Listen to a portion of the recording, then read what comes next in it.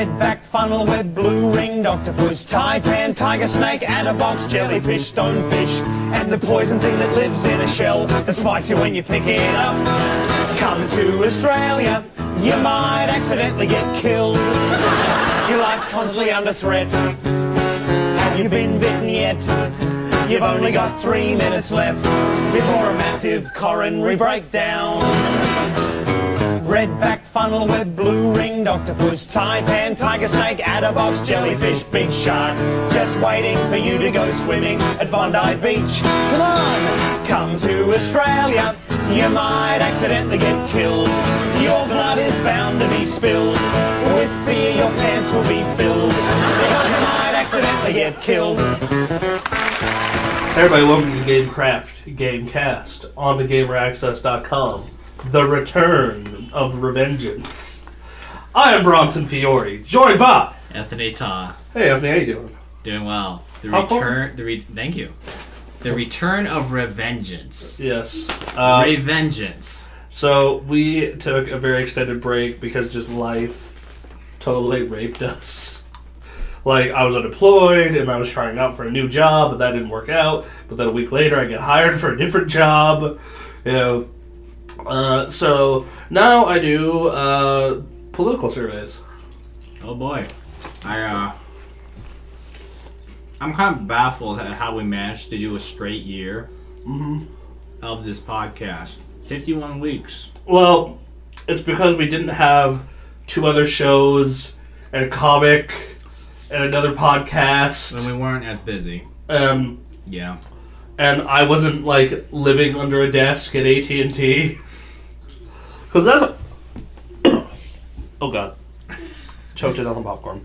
Because that's basically when it started. That's when we stopped doing them weekly, is when I was working at AT&T, like, 60 hours a week when the iPhone launched. And then I was like, man, I really like making this amount of money. I'm going to keep doing this. And it meant having to give up certain things. So, yeah. But then I lost that job.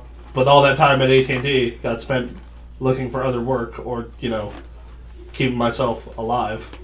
Yay. So, yeah. And, like, man, the last time I was on here, did I tell the sports betting story? That job? I don't remember. Okay, well... We haven't recorded this in like 3 months? Feels like 3 months. I left AT&T in mid-November, like the week after Thanksgiving. And... That's end of November. End of November. Whatever, man. Because I thought I had a job working over at this company in a food lab. But then they changed their mind at the last second. And so I was like, oh, fuck. And I go to AT&T and they're like, oh, sorry, we can't rehire you for 6 months. I'm like, wow, that's bullshit. Okay. Company policy is company policy. And so I then proceed to do temp service jobs, which are like... So there are many places that don't want to hire full-time employees, and it's just cheaper to hire through a temp service. Because to actually pay someone to knock out drywall, you have to pay the taxes on their salary, which people doing drywall usually make about 10 or 11 an hour. And then, and then you have to pay, and then usually there's benefits involved and all that stuff. So they'd rather just spend less money by throwing that at a temp service, and the temp service pays all of us $8.50 an hour. The only good part about working for a temp service is you get paid that day. So, okay. I mean, it was just the worst jobs ever. Like, I washed dishes. Like, this temp service never guaranteed work, which was obnoxious. And then to throw fuel onto the fire, it's just the worst jobs imaginable. Like, I was a dishwasher up at the Nugget. And, man, the GSR. The GSR with its new obnoxious round logo. Man, what happens? They just suddenly made the place look cheaper. Because the old logo is actually kind of fancy. Classy? Yeah, it's kind of classy. Now it looks just looks like one gigantic cheapo place of like, thanks guys, you have totally made Reno look better with that single logo. Yeah, no, and I didn't notice it until like 2 weeks ago. like because just they haven't kept it on for whatever reason. But I was driving home one night after getting dinner, and I look out over because you can see it right from my house. Yeah. And I'm like, what the fuck is that? It's supposed to be a casino chip with the letters GSR on it, but instead it just kind of looks like one obnoxious neon logo now. Yes, exactly. And I'll say this: the GSR. So I've worked in 2 casinos now, between GSR and Circus Circus. Dude, GSR treats its employees so much better. Oh my god. And not that Circus Circus was bad. I had a positive experience there for the most part. But dude, Circus Circus, take some pointers from GSR when it comes to feeding your employees, because that GSR employee buffet was the shit. It was awesome. Great. Versus the Circus Circus one was all right. Yeah. Normal. It wasn't it wasn't bad, but it was like, man, you guys kind of do better here. So dishwashed there, did just anything to make money basically, until I went to this sports betting place. Now, the way they advertised it on Craigslist was like you're gonna be like, oh yeah, I get paid to talk about sports and sell, which I was expecting like, oh okay, so it's gonna be like I was thinking like something like a sports store or like selling shit to like retailers, right? Like here, no, buy our equipment. It's it's good. Mm-hmm. But what it was selling sports picks, which so like for those of you who don't know or don't gamble, you call, like this line will call you and they'll give you a week worth of picks from an expert handicapper. Which, let me tell you, there is no such thing as an expert handicapper. There are ways you can get slightly more right, but a good handicapper is like right 60% of the time, because otherwise it wouldn't be gambling. Yeah. Like this past college football season, my win rate was like 65%. That's amazing. That's a pro handicapper. But you'd get a list of numbers, and you'd be on this old-timey telephone, and you would just call these same fucking numbers, these same 200 numbers about all day long. And and you'd read the same script, fucking world championship handicappers, da-da-da-da-da-da. And it got to the point where you would actually harass these people, like, fucking dudes next to me are insulting these people, trying to get them to buy picks, doing anything they can to get them to buy picks, and it would work sometimes, is the fucked up part. You gotta have a really fucking hard edge to do that job. I mean, you have to be just mean. You have to be mean and think that person's money belongs to me. The best way I can put it is like anybody who's seen The Wolf of Wall Street, I was basically doing that, but instead of selling penny stocks, I was selling sports picks. And the thing is, there was a lot of money in it.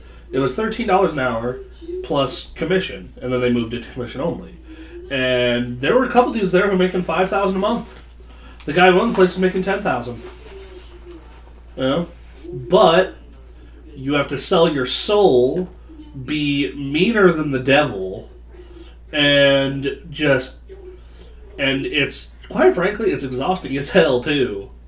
And they treat their employees like crap. In fact, you're not an employee, you're an independent contractor. Like I said, that is a horrible job, especially because it's commission only now. Mm-hmm. And it requires a very special type of person. If you are that type of person, though, you will make a shit ton of money.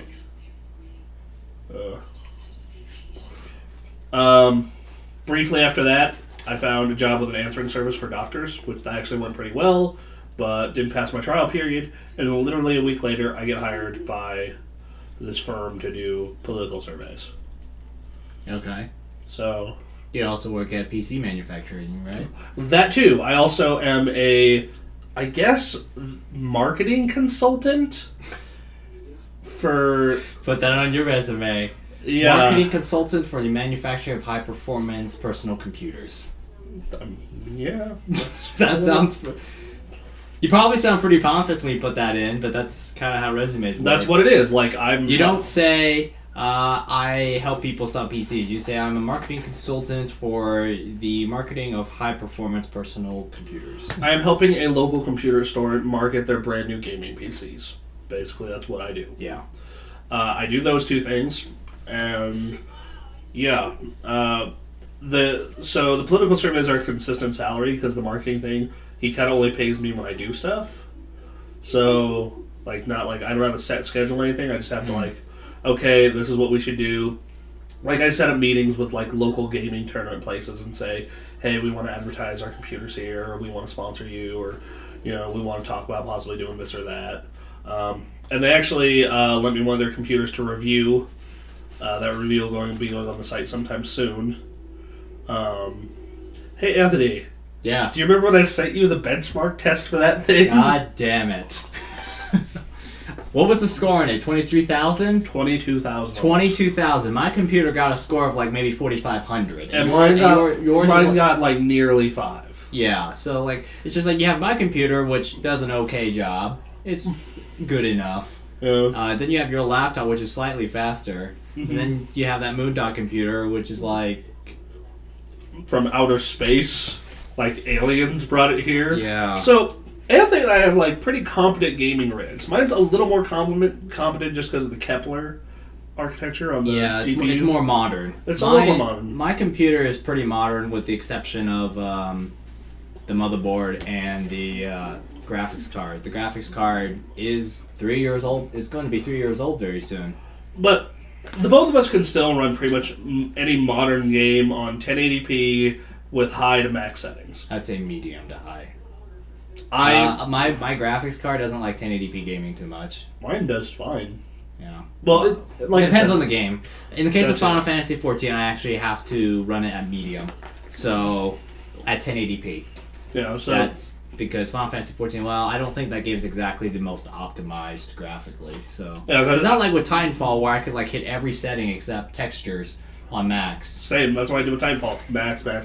And even then, Titanfall is running at like maybe 40 or 45 frames on my computer, which is good enough.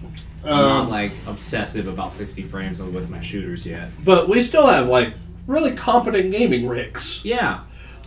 Which cost us like about $1,000. Yeah. 800 to $1,000. Mine because it's a laptop, it costs like 13 about. Yeah. But then that Moondog picture came and you put a little message to that picture. Where is your god now? No. What was in that computer? Okay, so this is going to be in the review. An i7, I want to say it's a 4770K. Okay, so it's unlocked. Is it overclocked? Yes, it is. Okay. Then there was 2 780 Ti's. All right. I want to say 16 gigs of RAM. That's normal. An SSD. I want to say it was 750 gigs. That's a really big SSD. Yeah. And I think that's it. Anything I'm forgetting? Does it come with Blu-ray drives? No, that was one of my complaints. One of my complaints in my review is it lacks a Blu-ray drive, and they could have done liquid cooling. That said, I wouldn't recommend liquid cooling. Because liquid cooling is... Let's be honest, air isn't going to blow up your computer. A leak in your liquid system will.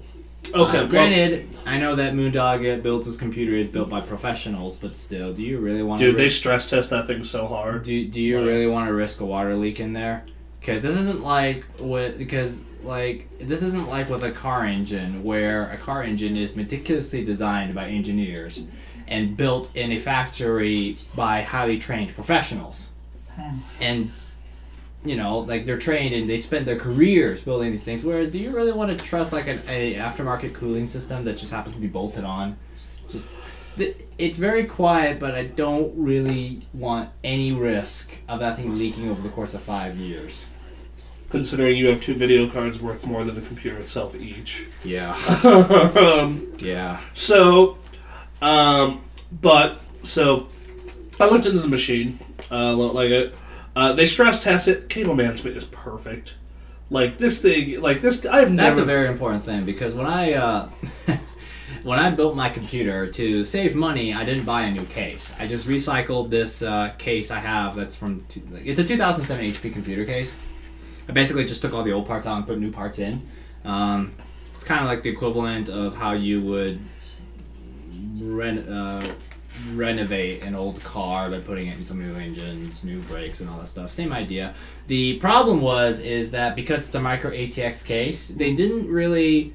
There isn't much space inside, particularly up towards the top where the power supply and the CD drives. There's a gap of maybe about 2 or 3 inches, and if you have just a CD drive up there, that's okay. But the problem is you can't put a big power supply in there. Which is a problem for a gaming rig. You can't put a big power supply because then it'll be too big. And in addition, I needed to bolt a second hard drive. Problem is, I threw away one of the hard drive brackets because it was one of those weird HP big personal external hard drive plugins. I took that bracket off, but it had like this internal hard drive mount on the other side of it. So I could only mount the hard drive on the floor, but if you wanted 2 drives, well, that means you have to turn one of your unused CD bays into hard drive bracket. Problem is that when you only have like 3 inches between your power supply and your CD drive, it becomes a gigantic cabling mess. Okay, so they used this big thermal case. I forgot its exact name, but it's really, they ran all the cables through the back. So like when you open it, it just looks fucking pristine. Like it just looks perfect. And the way they did it also makes it so the airflow is even better. So I'm guessing there's like a fan at the front and a fan at the back, so that way if air is like constantly flowing through and out of it. Yep, and there's a big space there between the 2 video cards. It like pristine. Obviously, you can tell these guys are pros. That's very good. On my computer, being the average computer only has 1 case fan, which is basically just a single case fan that's located up near the CPU, and it just vents air out. Yeah, which isn't exactly what you call the most efficient. It also is very, very prone to dust. Which actually is something that I kind of care about if I ever buy an expensive desktop computer that's somehow, the most amazing. I would ask, so how much dust gets in here? Because my case is just a bunch of, the case lid is just a bunch of holes punched through it. So dust gets in pretty easily, because it's not like my room is dust-free or anything. So a lot of dust gets in there over like the past course of 2 weeks. So when you take a can and you blow it in there, it's just like... So the funny thing is though last year I financed my laptop. It'll be paid off, like I said, by the end of the summer. It probably would have been paid off in January. Still had that AT&T job, but shit happens. Yeah. And I was talking to the guys over at Moondog. I'm like, yeah, man. Hey, if I had the cash, I'd pick one up. I might start saving to pick one up or build one once I pay off my laptop. And they said, well, we have financing, and I'm just like, salesmen are truly Satan. That's their job. Oh, I know. You're supposed to sell I was things. a salesman. I know. So, but, yeah, if you live in Northern Nevada, Northern California, absolutely check out Moondog. Especially if you want a gaming rig. And the best part is they kind of remove part of the hurdle of, in my opinion, of PC gaming, because if there's a problem, they'll troubleshoot it for you and fix it for you. And they already do it? Wait, don't many companies do that? Yeah, but but here's the thing, like, obviously this is very specific to Reno and certain parts of Northern California, Northern Nevada. Yeah, small company. Small company, but you could take it in to get it, just bring it to them and say, hey, blank doesn't work or blank isn't working, and they'll fix it. Okay. It's a minor thing, but it's nice. They stress test it very similar to the way Falcon Northwest does. Not as crazy, but still pretty thorough. Making sure that at least that the major checklist. Yes, major checklist, and they go a little above and beyond. Ran everything we like. Battlefield 4 max settings, billion explosions going off, 60 frames, entire time, no problems. Yeah. So, but back to the original story. I got to try that thing, and I was just like, I kind of want to build one. And when you're surrounded, and I suggest, and when you're around that a lot, you're just like, Computers are peer pressuring you to build one. I really want to build one. See, here's my perspective. Why in the world do you need one? Oh, I know. I know. I mean, even if you want one, it makes zero No, it sense. does. Because it's like, your laptop does everything already. What more do you want? Exactly, which is why I haven't, like, done it yet. Yeah. It's tempting. If you had unlimited money. Yes. If I was just fucking rich, like, yeah. No, like I said, I'm going to roll with this laptop until it starts to become dated, and then, probably build. I'll say that's about 3 or 4 years down the line. Yeah. That's what most...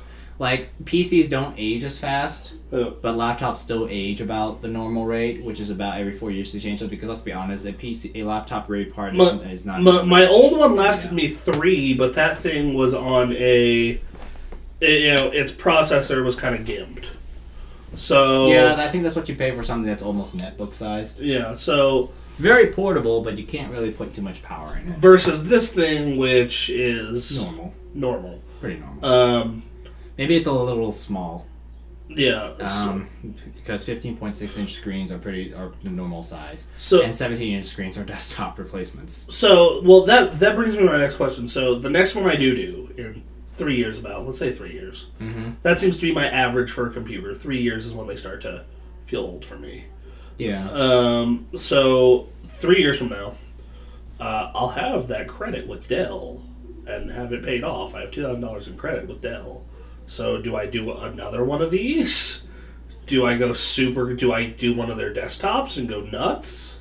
Well, the problem with the desktop is that... I will most certainly get better value from building myself.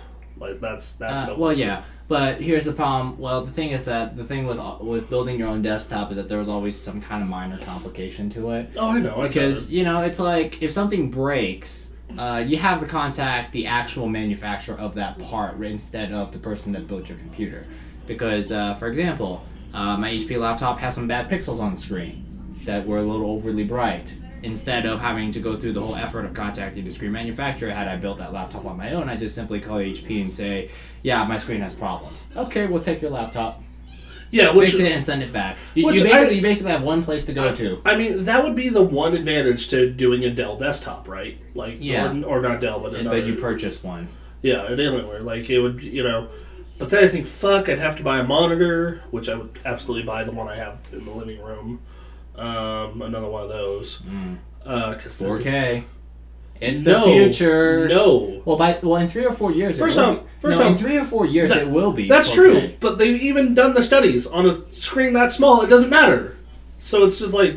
Well, yeah, I'm pretty sure a lot of people are going to get into an argument with you about that. Yeah, and their name is Alex, and he's wrong. Their name is also Nick, and he says a Retina display has a difference. And I asked him, I was like, are you sure the difference is because you can actually see the sharpness, or is it just because it has more vibrant colors? Pixels doesn't necessarily mean more vibrant colors. Yes, because the fucking PlayStation Vita runs... Because my Wii U puts out some pretty darn good colors. Yeah, because... The Wii U, yeah. Wii U, Mario Kart 8, amazing colors. That game looks so good. It's like... God, and you know what? That brings me to like a point. You know how everyone says, "Oh, the Wii U is like massively underpowered compared to the Xbox One and PS4." Guys, the Wii U is a native 1080p system.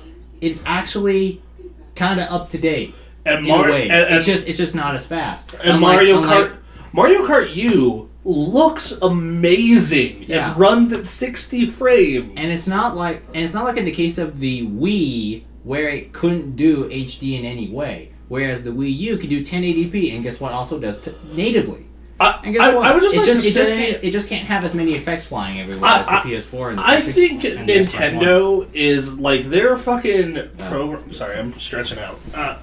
But their fucking programmers are like magical wizards. Their programmers are also, I feel, sometimes like idiot savants. Yeah. Because I'm pretty sure. I thought about this one day when I was like looking at Wii U technical specs again, and I thought to myself, why do they keep using the Power PC? Because common sense would say, how about you use something that everyone else uses, like the ARM or x86? Makes sense, right? But they keep insisting on a Power PC that has its roots all the way back to 1998 with the Mac. Yes. With that big Mac, color Macs. And I'm just thinking to myself, maybe it's because the programmers just don't want to move on. But I like I look at Donkey Kong, and I look at Mario 3D World, and I look at Pikmin, and I look at all those first-party Nintendo games, and then games that were helped by Nintendo, like Wonderful 101, and they look beautiful. They look fucking amazing. And I'm like... And again, it's a native 1080p system. Yes. And I'm like thinking to myself, okay, this thing is like barely more powerful than a 360 or PS3. Like, not much. Yeah, like, wow. Like, what kind of fucking wizards work for you? Like, how come, like, no one else can do this? Like you look at Mario Kart, it runs at 60 frames, it runs at 1080p, it looks fucking amazing, and it's on a system that's, like, as powerful, like, slightly better than a PS3. Like, But it's 1080p, it's not 720. Yeah, even better. Like, PS3 would be doing it. And not to mention, like, the hardware of the Wii U is so whacked. It sometimes makes no sense. Like, the processor itself, it's kind of asymmetrical. It's just like, who came up with this? It's like you got 3 cores, but but 2 of them have a certain size of cache, and the third one has a different size of cache. And it's just like, gee. But and here's the thing too: it's doing all of this with like what, a gigabyte of RAM. I think it has 2 gigs. 2 gigs, but 1 gigabyte is entirely That's reserved right. for the operating system, which is is like equally stupid. Which is like, guys, it's not like with the PS4 and Xbox One where they've pretty much turned the systems into sort of like phones, right? Where all you do is just push a button and it just poofs back to the menu, right? But with the Wii U, it's like, we need a gigabyte of RAM because you never know. You could turn on the web browser when you're playing your game. Like, the fuck is going You could on? do e-shopping while you're in the middle of your game. And I'm just like, how does this stuff take a gigabyte? But I mean, then again, the PS4 and the Xbox One have like 8 times. It has like 4 times the amount that the Wii U has. So yeah. So and the Xbox, I think, locks out like 1 or 2 gigabytes just for the operating system. yeah, like the Xbox, I think locks out 3 gigs for its operating system. Yeah, that's quite a lot. And then I think the PlayStation, it depends on what you're doing, on how it locks out. So, I mean, it's just like, the fuck. You know, like Nintendo's fucking programmers are wizards.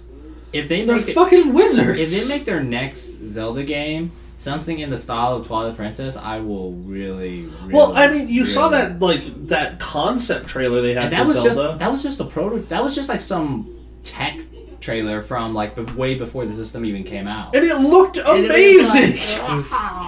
I want it so bad. You know, like, I'm just kind of sitting here like, what the hell, Nintendo? What, like, these guys, like, I imagine they're like the same kind of people, you know, same kind of talent that Naughty Dog has when they made The Last of Us. Because we look at The Last of Us and I'm just like, how?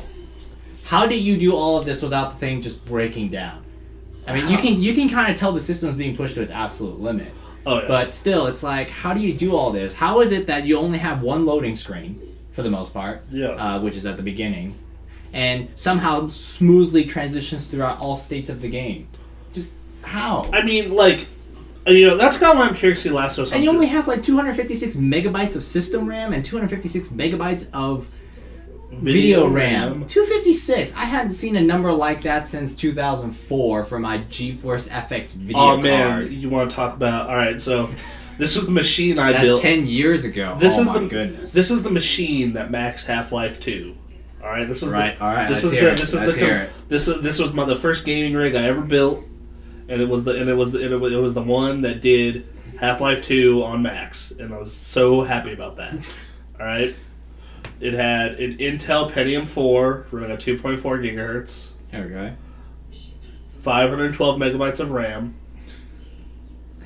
A GeForce GTX or GeForce 5700 FX. Is it the Ultra?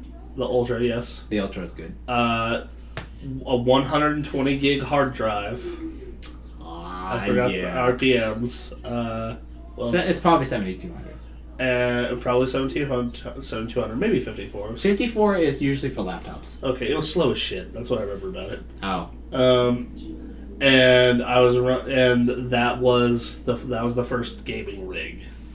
My first computer that I actually owned was and had personally, and I could play all my games on it and do whatever I want on it, was it was 10 years ago. 10 years ago. It was my first. It's fucking. Oh my god! I'm so old. I'm so old. I just realized that I built my first gaming rig in May 2004. I got my PC, at least the case, and one of the CD drives is 10 years old. The first brand new computer that I personally owned, and that proceeded to be my main computer for the next 6 or 7 years. Oh man! Not 7 years, but next like 5 or 6 years. That thing upgrade. I kept putting upgrades in it as long as I could. I was just like, clear, poof, clear, poof. And then I got the M11X, and then I went to the Alienware 14. I remember that thing had like frickin' the speaker set up. Yeah, just unbelievable. Dude, that thing's sound system was the shit because it's got a subwoofer. Yeah, it's got a lot of bass. It has a dedicated sound card. I put a dedicated sound card in it. That even better. Actually, computers don't have that anymore. Because you can still buy them, but next to no computers that you see out there have them because they just put everything into the motherboard. Yeah. Because it's actually much cheaper that way. But let's see, the first brand new computer I actually owned, which proceeded to be my main computer for like 5 or 6 years, was it was a compact Presario. If anybody remembers that name, I think they still exist. They still exist, but they're just kind of out of people's minds now because HP bought them in the early 2000s and proceeded to like slowly let the name die. They used to be kind of like a pretty good PC builder. So, compact Presario desktop, and what it came with was an AMD Athlon XP 2800 Plus. It was a single core 2.8 gigahertz processor. 2.083 gigahertz processor. Oh boy!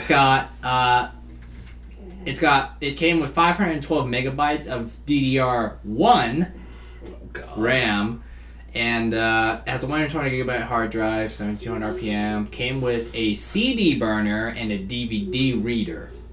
DVD burners weren't exactly 100% standard yet. No, mine had that Half-Life 2 machine had a CD drive, not a DVD drive. Yeah. In fact, I was actually like around 2007, I started to get worried because I was like, man, they're gonna not put games on CDs anymore. Yeah. And I remember having to buy the CD version of Wrath of the Lich King. How many discs was that? Oh no, that one was DVD. No, Burning Crusade was the CD. How many discs was that? I want to say 4 or 5. Wow. It didn't come with a graphics card. And I remember that I got Need for Speed Underground 1 for PC at the time. And I just remember installing the whole game in and wondering why the game looked completely broken on my screen. With all of its weird text artifacts and everything. I'm just like, it's completely broken. Because that was back when integrated graphics was kind of new and becoming mainstream. And goddamn, that chip was like the worst. It's a VIA Unichrome 400, I think. Okay, so does the absolute terrible. So my dad went out and bought a NVIDIA GeForce FX 5700 Ultra, which the GeForce FX line, that was one of NVIDIA's really lousy graphics lines, but the 57 Ultra was like one of the only good cards out of that entire line, and I loved it. Aside from the fact that my power supply couldn't power the damn thing at all, and it proceeded. That computer had so many problems. So I remember when I did my first computer upgrade. It was in 2007.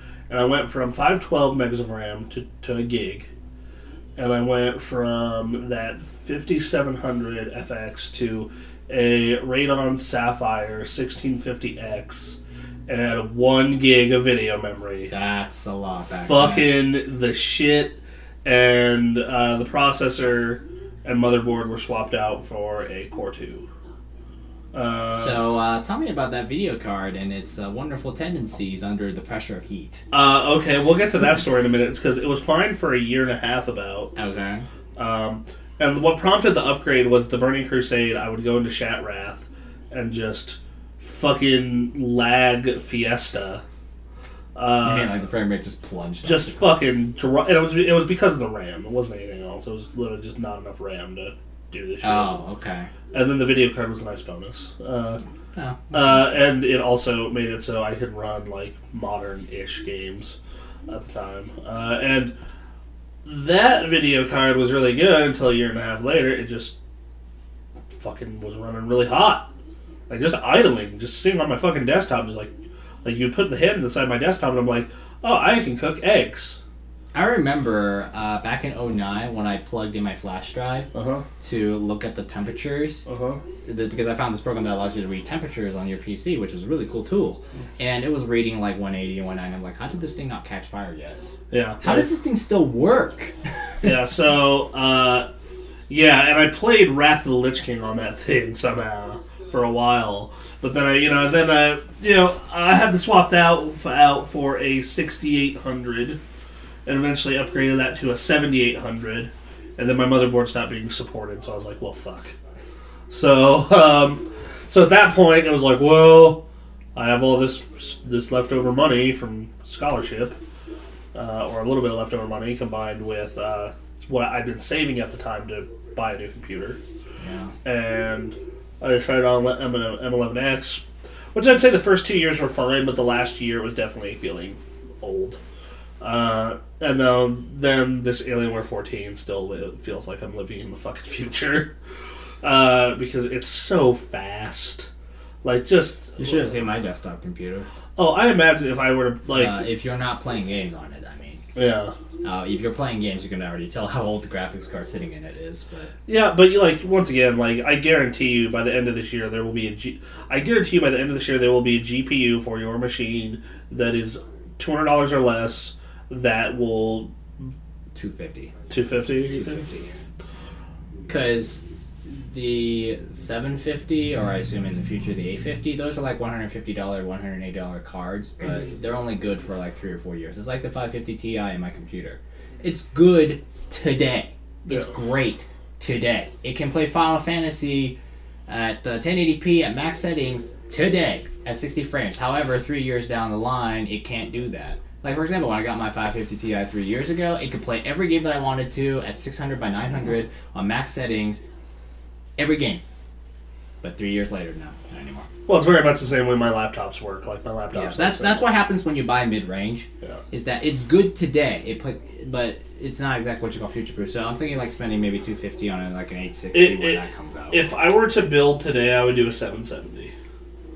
That's I don't think my power supply can handle a 770 though. I think it probably could, but it'd be really pushing. Which has actually been one of the philosophies over at my new job that we've been talking about. It's just like, for all these gaming rigs, like, we are putting in a quality motherboard and a quality power supply, so that, you know, in the future. Yeah, power supplies is always like one of those things that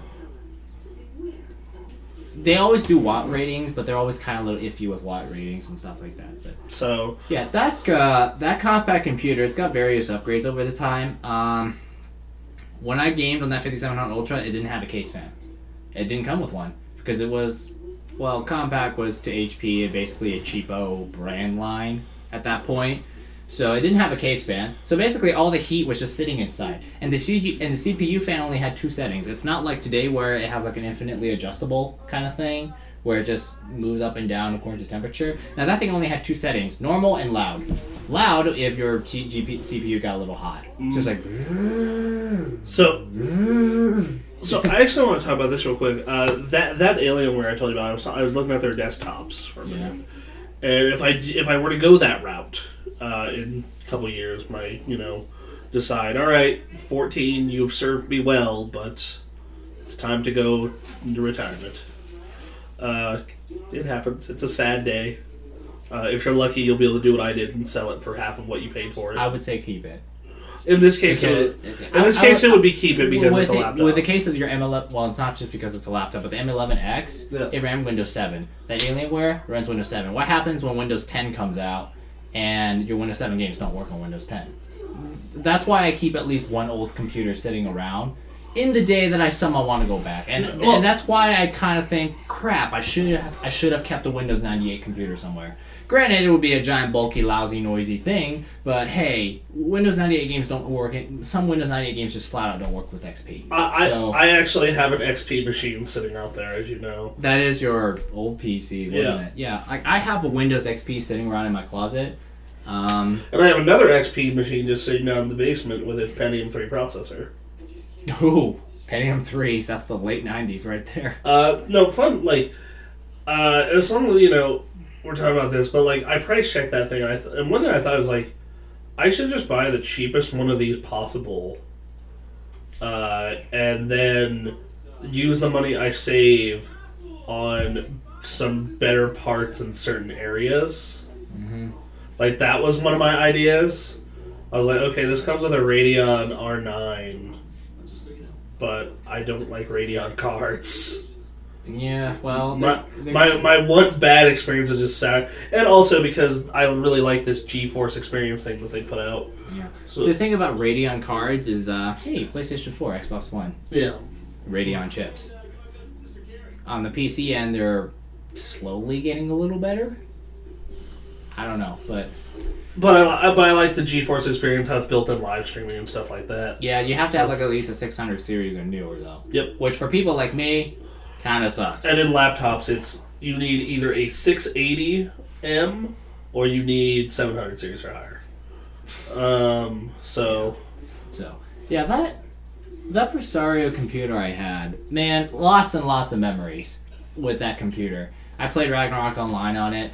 I played all my PC Need for Speed games on it, and when I got a case fan for it, I installed it backwards because it caused my GPU temperature to go even higher, which is how I knew it was installed backwards. And then I played Star Wars Battlefront 2, and I remember the day when I upgraded that thing to 1 gig of RAM. It was like the biggest breath of fresh air that system had ever had. It's not like today, where today RAM is not a big deal anymore, because 8 gigabytes of RAM can actually power just about any game out there, except for maybe Battlefield 4 or like those extremes. But it was like the greatest breath of fresh air. Everything loaded better. Everything exited faster. yeah, that was how it was when I did it also. It was so great. And that computer broke down a lot too. Power supply died because, let's be honest, that's a 250 watt power supply trying to power a video card. Yeah. And then I did some terrible things because I was very badly educated. I tried overclocking my video card. That must have went well. That probably did some premature damage, which over time eventually caused it to short out. Mm-hmm. And I sent it in for a warranty repair because that company had lifetime warranty. God, they gave me a 6600, which was freaking awesome. But then I found out my motherboard only supports GeForce FX or older through its AGP interface. And I'm just like, what? And so I accepted the video card, but then sold it, and what I got as a and what I put in instead was a GeForce 5600, which is terrible. Which, actually, I think I went to a GeForce 5500, which was like as bad as it gets, and then I went to a 5600. Other things about it, I think that's about it, really. And, that computer I have lots of memories. I gamed on it a lot, and I edited my first videos on it. Mm-hmm. Because, let's be honest, Windows Movie Maker was everyone's best friend in the early days of YouTube, so... Alright, so I want your opinion on how overpriced is this, alright? So, I told you, I was looking at those desktops. Alright, so it's an i7 Extreme. Let's see, what version of it? 4820K. 8 gigs of RAM and a Radeon R9 270. And that is $1,500. Why do they put a 270? That's not good enough. Exactly. It says R9 270. That's like upper mid range. That's not high end. Yeah, you would put at least a 280X. Okay, well, or something like that. I'm going to tell you how much the build that I would want to do with this would be. Okay, so hold on with me here for a second. I want to do the better case. Just because I like the fact that their high-end case, it's no tools to service it. That's nice. You just fucking boop, switch, service it. I remember when we were at Day of Games, they had this case where it had like this rocket switch. God, it was so dumb. You put up, it's like, it's really cool, but it's not like, oh. Man. Quick opinion. What's your opinion of the 760 Ti? I say it's good enough. Okay. Good enough. Alright, well, let's do a 770. Yeah, that would be better. Alright, we'll do 16 gigs of RAM. Because it's only $100 more anyway. Oh. Yeah, I know. That thought just made me be like, oh god, this is already disgusting. I remember that I paid for an 8GB RAM set for $45 for my laptop. That was back when they were building so many RAM. They oversupplied their RAM chips, so prices crashed. Then went back up. That'd be nice if it would happen again, eh?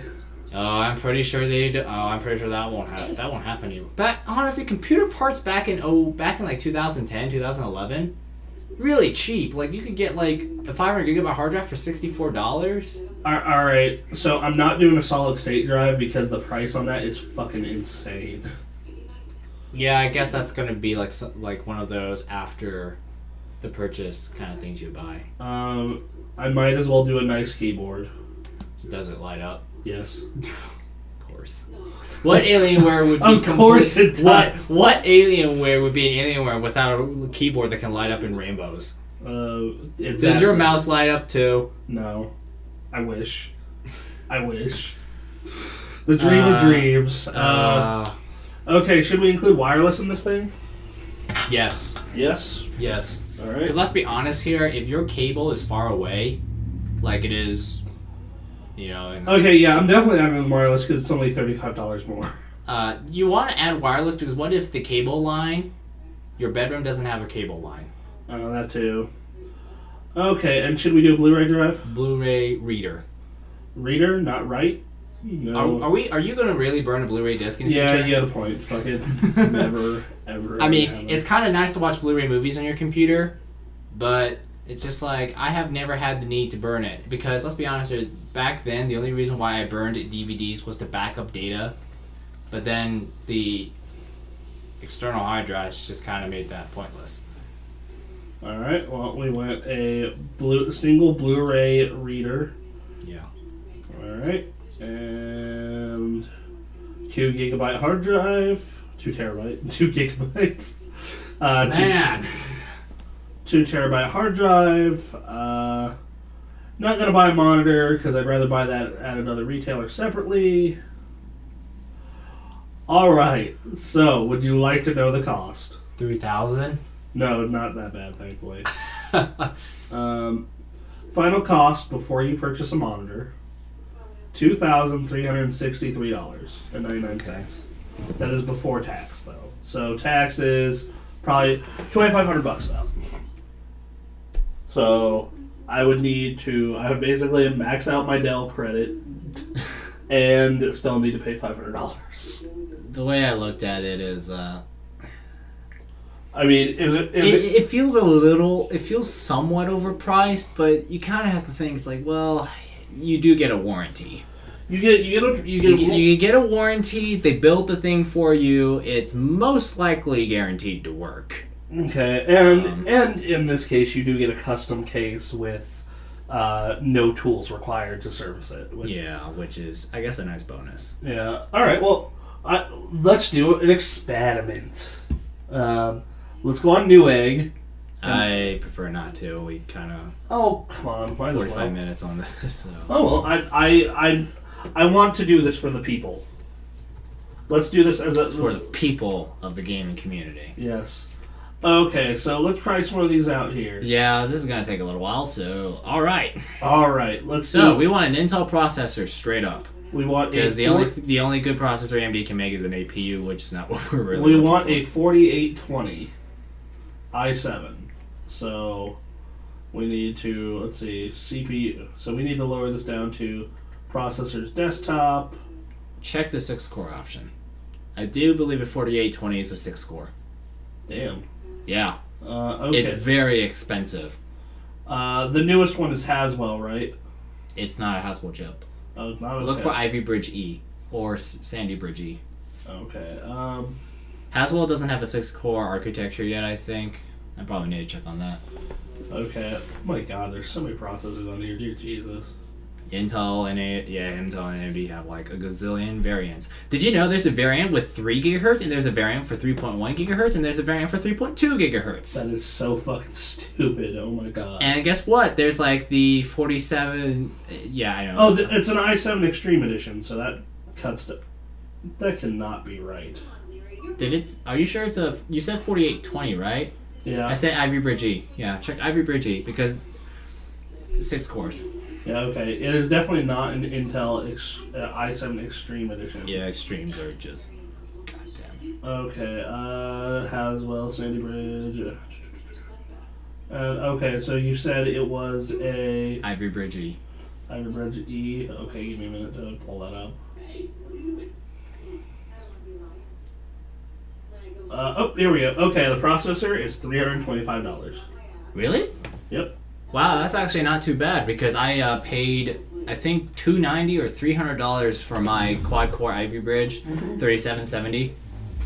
It's a regular 3770. It doesn't have an unlocked multiplayer, multiplier or anything. Okay. Oh, just so you know, the payments on this thing, if you were to do through a payment plan with them, it'd be $71 a month doing minimum payments. Which would probably take you like 15 years to pay off. 15 years. Realistically, you should probably try and double your payments.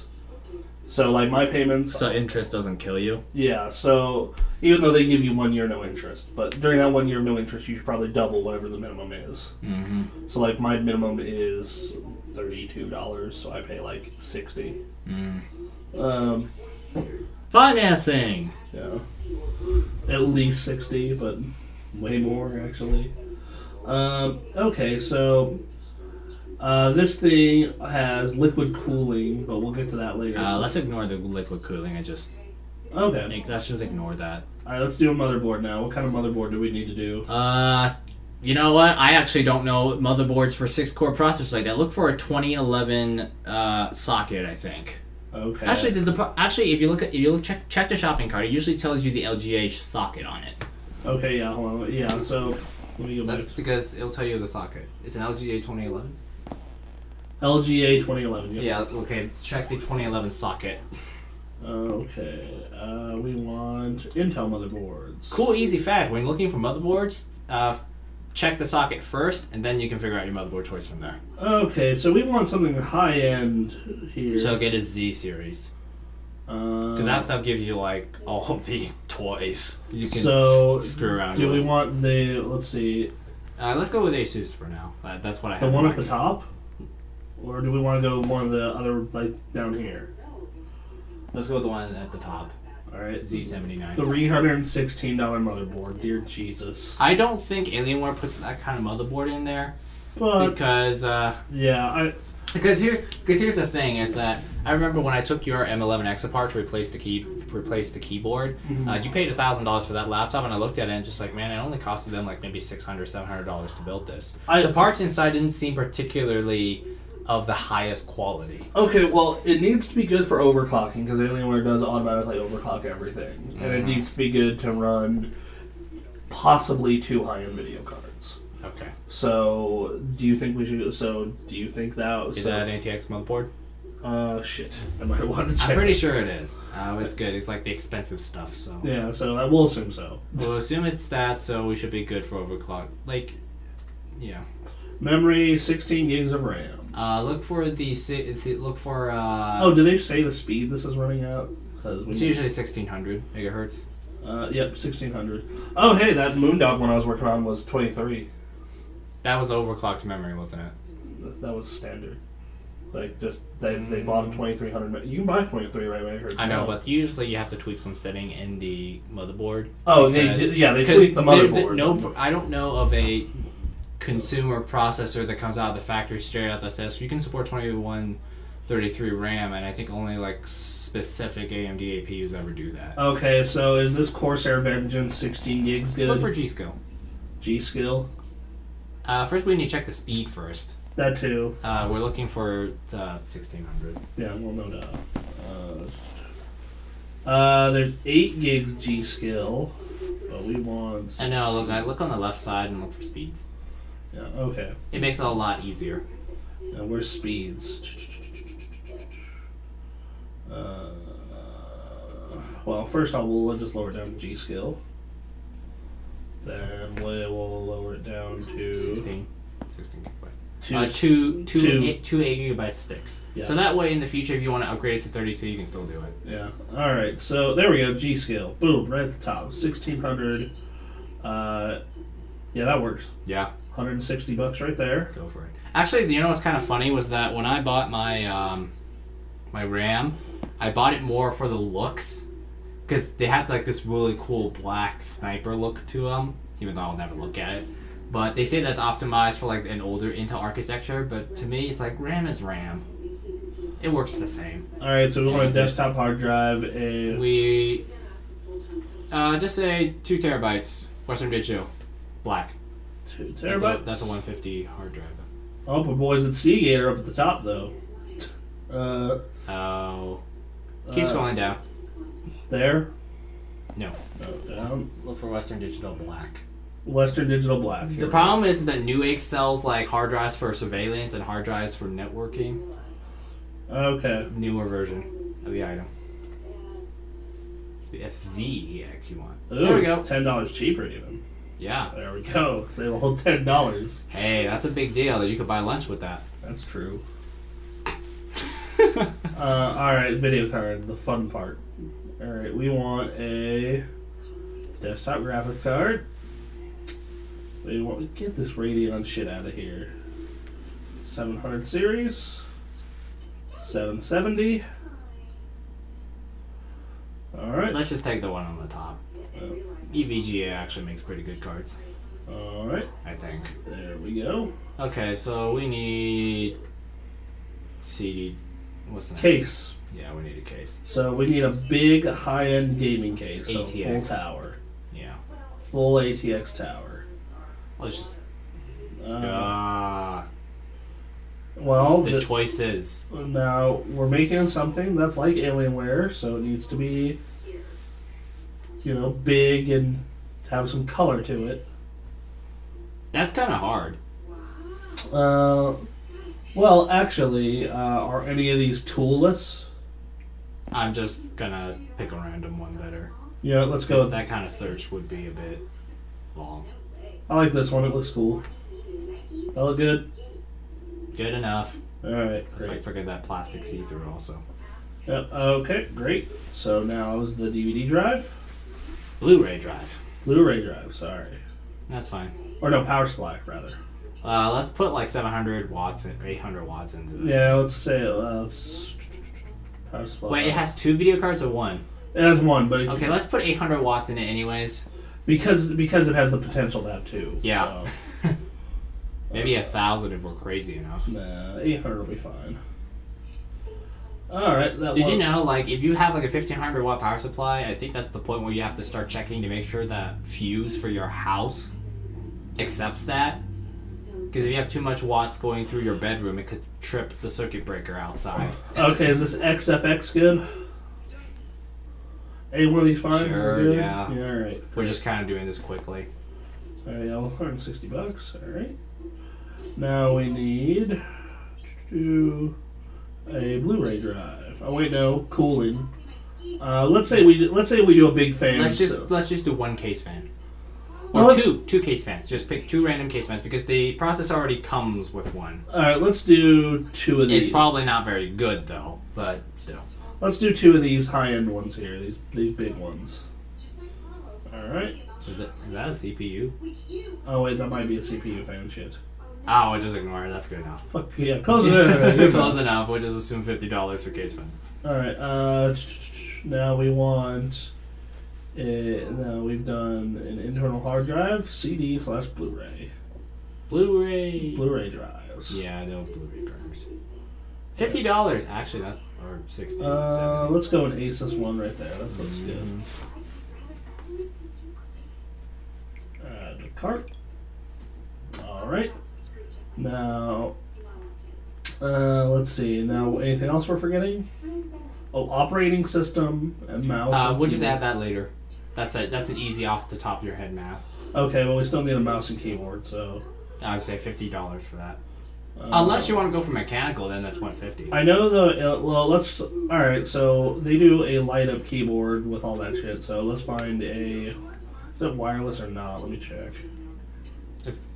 Oh, hey, we forgot the wireless card. I'll just add $20 to that. Okay. Operating system and wireless are pretty easy to figure out. Okay, wireless. Tabbed keyboard. Is this thing wireless? No, it's wired. Okay, so a wired light up keyboard. If it was wireless, that would suck because then you have to change your batteries. Fucking had a wireless keyboard. I fucking hated it. Never again. I have a wireless keyboard right now, and it's been working for like a year now with no battery changes, which is great. But the thing is that a light-up keyboard with batteries, yeah, that's gonna be a problem. All right, this Corsair Vengeance looks good. Yeah, let's just BS it. Add the cart. If you buy the Razer ones or you buy the Logitech ones, I think that's like $150 at Best Buy. Yeah, and then we need a mouse. So Mouse. yes, that's kind of an important part of the computer.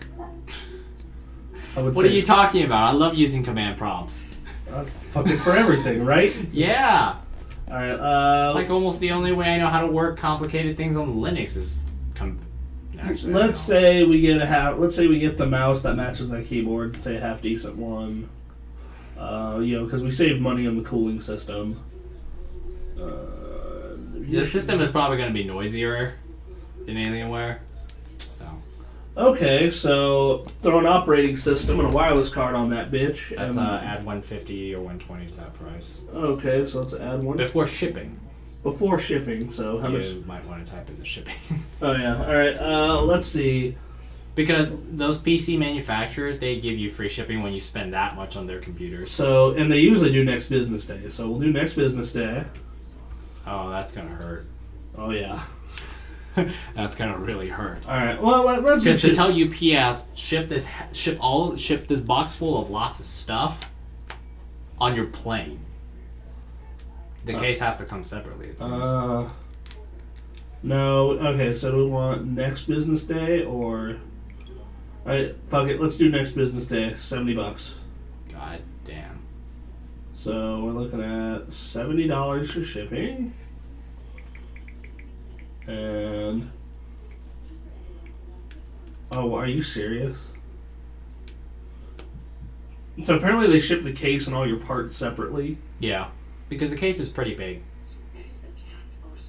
Anyways, the grand total at the bottom. Okay, so hold on, we gotta add.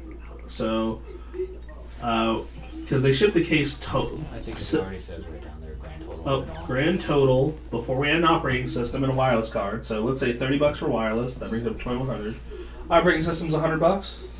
Yeah, let's go with that. Okay, by building yourself, you save $300. That's quite a lot of money. Yeah. Though when I'm spending though when you start spending this amount of money, it's just like, well, you might as well be lazy and get someone to do it. Yeah, like at that point, it's like at that point. I mean, when I built my first computer a long time ago, I had a budget of $800, and to be honest, when you have a budget of $800, you kind of have to cut corners, right? So I had to cut corners with the case. What did I do? Reuse the case. I mean, it's amazing that when you save money, you come up with ideas to do it. But I cut money on the case. I reused the hard drive. Mm-hmm. I reused the DVD drive, and I basically paid for a processor, motherboard, video card, RAM, power supply. So yeah, and that costed me $800. And let me, oh man, and the most expensive thing in that entire build was the operating system, because I didn't purchase OEM. Because my concern was that because it was my first time ever building a computer, if something breaks on that motherboard, I would have to buy a new operating system if I did OEM. So I bought like a full regular retail version, which was like $150. I think it was $200. So the operating system actually ended up being the most expensive thing in that entire computer. Hey, we forgot something on this, and that is tax. Is tax part of the shipping? No. So no. They only charge you for tax if the warehouse sits in the same state as you. Okay. I believe that's when they charge you on tax. Okay, which is doubtful. So, all right, so $300 difference, but then you factor in the Alienware, someone else is building it for you. Plus, you get a warranty, and someone fixes it for you. And the liquid cooling difference also, which very quiet. Let me tell you, my computer is an i7, and it's quite noisy when you push it. So I don't know. That could be worth the $300 difference.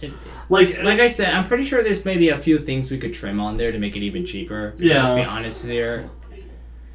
When you have buddies of ours that make the argument that PC cheaper, building your own is flat out far, far cheaper. Like, it's like you just you just saved gold. Yeah. By doing that, there clearly must be some ways we could trim that. Oh yeah, no. If we talk to Alex, he would just come in here and just be like, boop, boop, boop, boop. Okay, that's down to $1,700. I mean, freaking, this is the same guy who actually mentioned Sega Notebooks. Yeah. So. Which is like this small laptop builder down in California.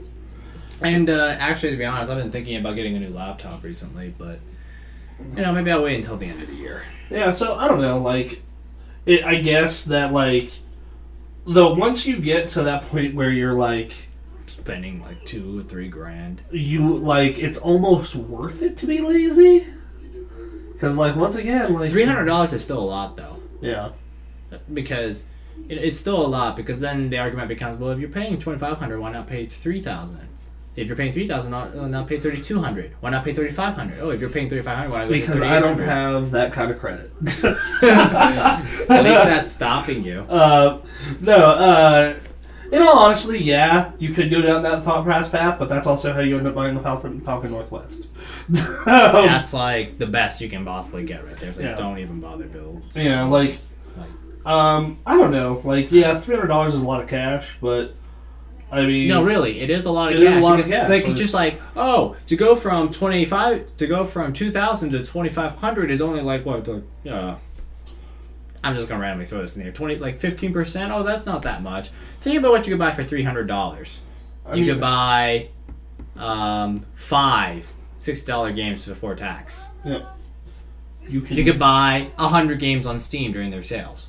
You can buy... And never be bored ever again. You can buy a lot of steaks. You could buy a lot of food. Yeah. You can buy, like... Like, that's a good question you can buy, like 2 months worth of groceries. Like, I'm already spending $3 grand, another $200's no big deal. Yeah, but think about what you can buy with $200. Yeah, I don't know. I guess it comes down to how lazy you are.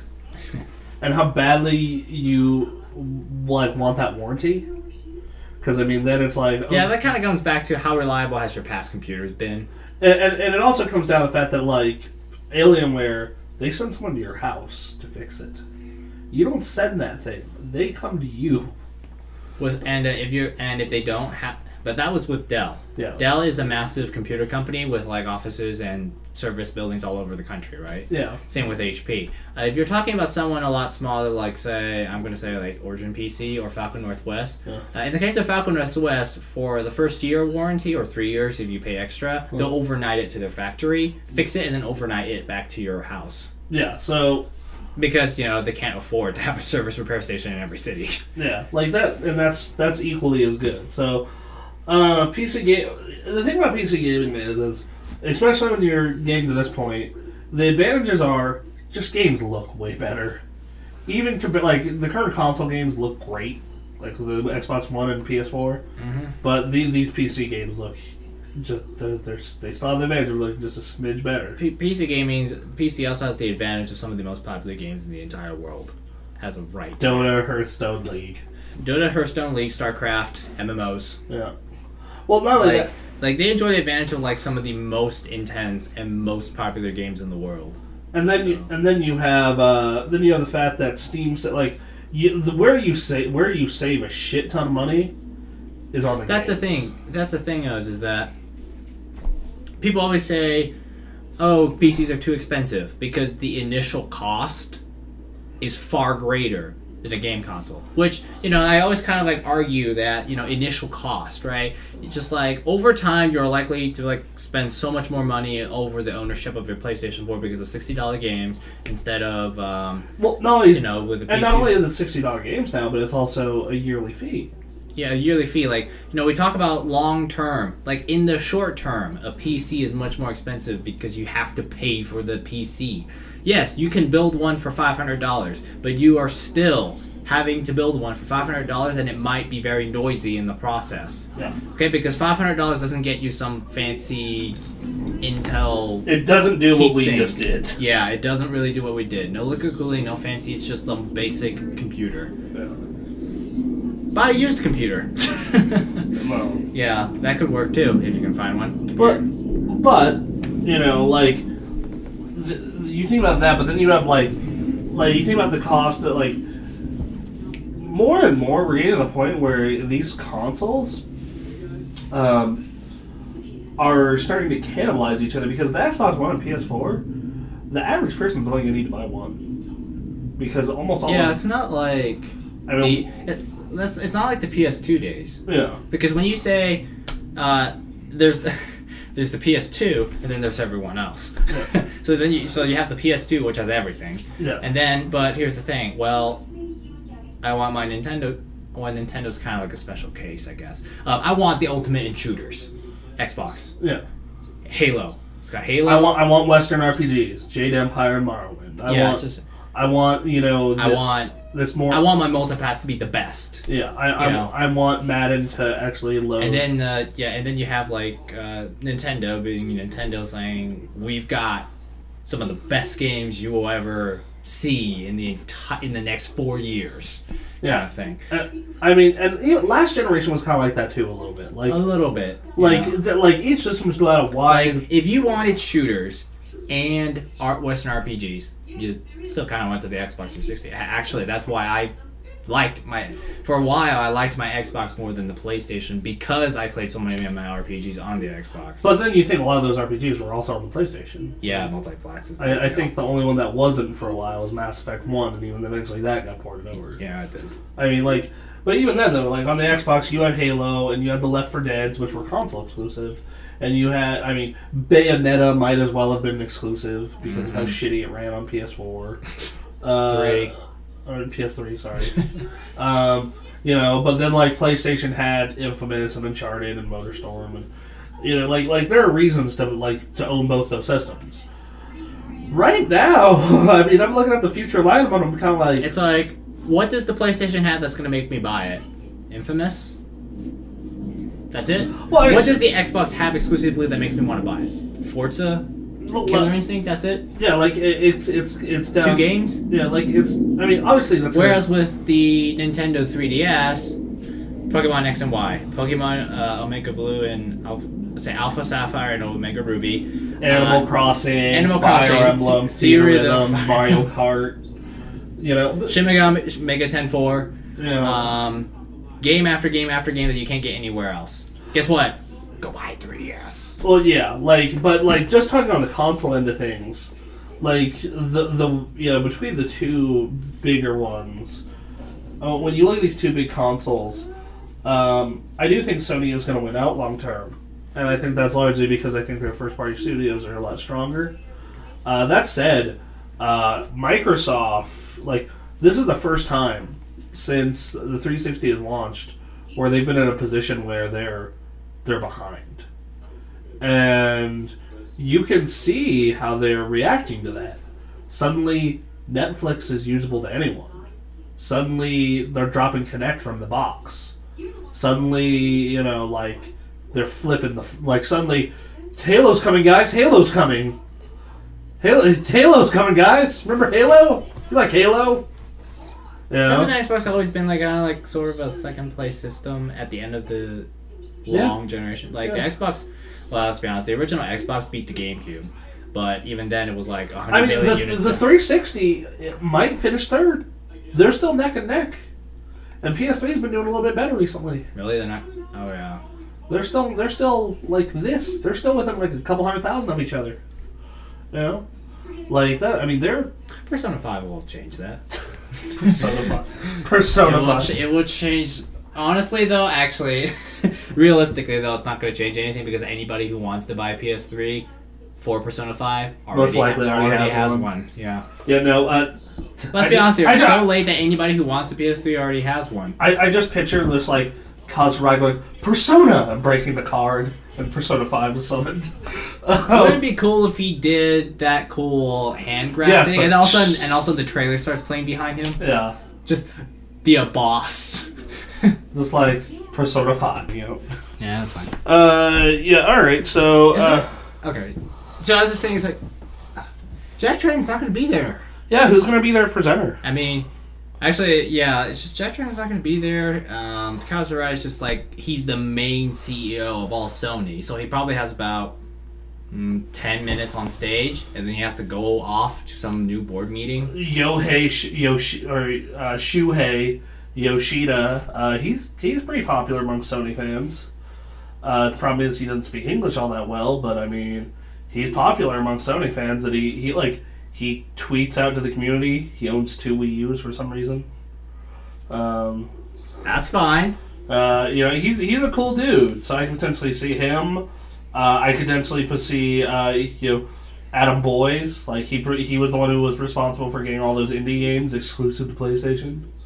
I could potentially see him. We love indies. So that's something I want to talk about with the PS4. My PS4 gets a lot more use than my Xbox One because of that. Because indie games are not going to sell a system, but man, they justify using one a lot. Like, Yeah. I'm not going to buy a PS4 for Resogun, but holy shit, do I play it a lot once I have one. Yeah. And because of PlayStation Plus, I'm getting to play one new indie game pretty much every month.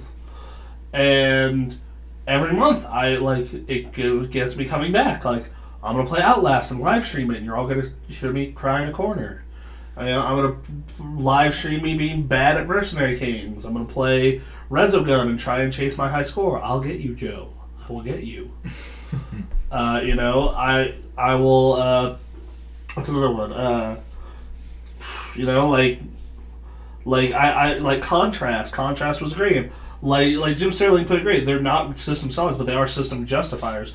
Versus my Xbox One, where it's like, I played a shit ton of Titanfall. I got the next level once, prestiged. I'm halfway to prestiging again, and I play Killer Instinct. And then I rented the big exclusives for it. Dead Rising. Dead Rising was really good. I like Dead Rising. I don't think it's a reason to buy the system, but I still thought it was a really good game. And then Rise Son of Rome, which was kind of disappointing.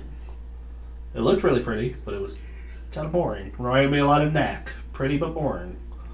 And it's really interesting to see Microsoft with their backs up against the wall for the first time in a while, right?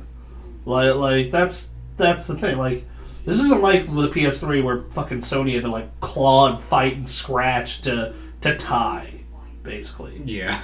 And Microsoft, like, even then has said, North America, derp to derp to derp to D. We are the best system in North America, the world's most important game market. And even then they could claim Xbox Live is a bigger network, more superior network. Xbox Live will be more superior because the cloud will come and save us all. All this other stuff. But no, right now PS4 is just kicking ass. Like, PS4 came out and just kicked the shit out, it just dominated. It's continuing to dominate. It's a more powerful system. You could argue exclusives right now are kind of, I'd say, about even-ish. Microsoft might have a slight edge, but it's like, okay, Knack, Rise, even to me. Killzone, Killer Instinct, both kind of niche audiences. Then you have infamous Titanfall. Like, I mean, the Xbox has Forza. That's kind of its big. No, you don't have a comparison on the PlayStation right now. Not yet. Yeah. Not yet.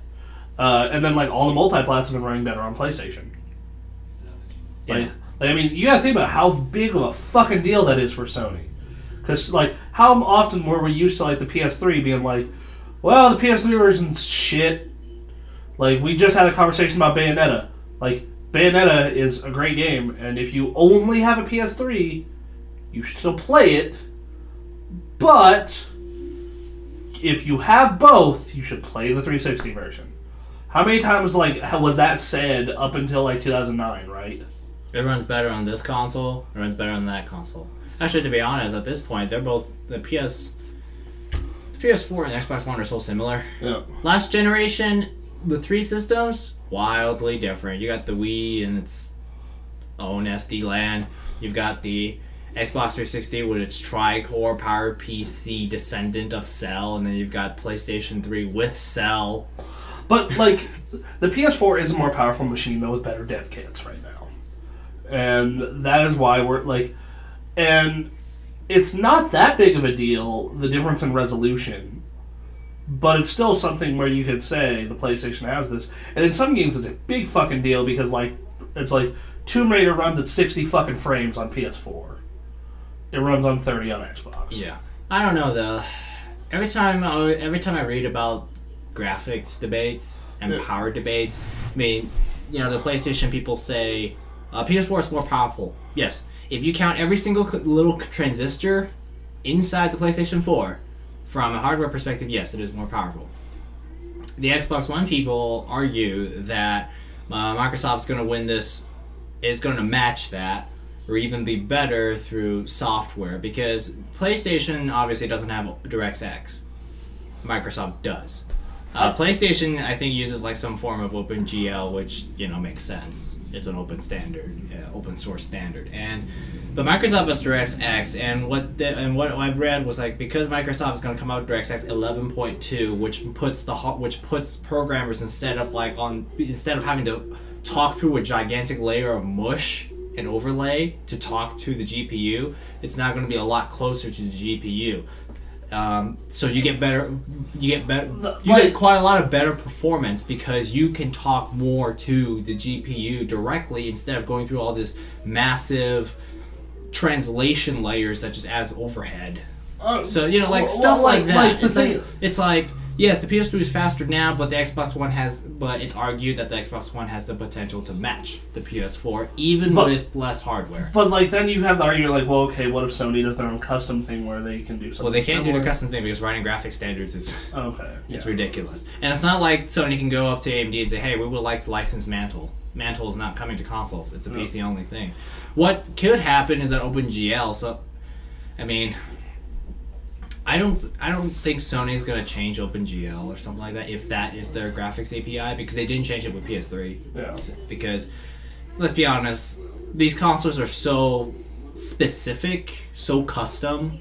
All right. So yeah. I actually have the specs of these systems written down on my Facebook, and like, you tell me how much of a difference this makes, because I'm not a engineer.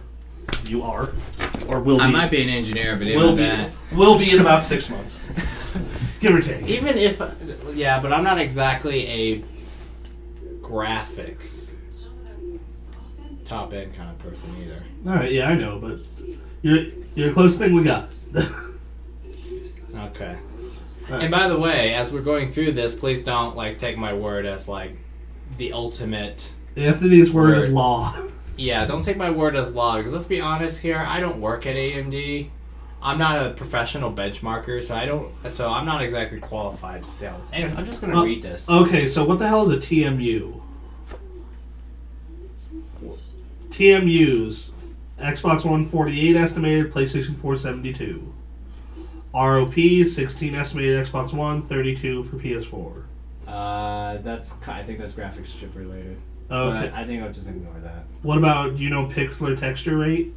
Pixel rate has it's basically some rough generic idea of how fast it can fill pixels on a screen, or render pixels, I guess. Okay, for Xbox One it's like some performance gauge. Okay, for Xbox One it's 12.8, for PS4 it's 25.6. For texture rate, which I assume it's something similar, it's 38.4 on Xbox One, 57.6 on PS4. Floating point performance. Explain. Floating point. Okay, so in computers, computers can only think in binary. They're really stupid. They only think in zeros and ones, which is on and off. Yep. Now, when you're talking integers, like 1, 2, 3, 4, 5, 6, 7, 8, 9, 10. Yep. Simple, easy, right?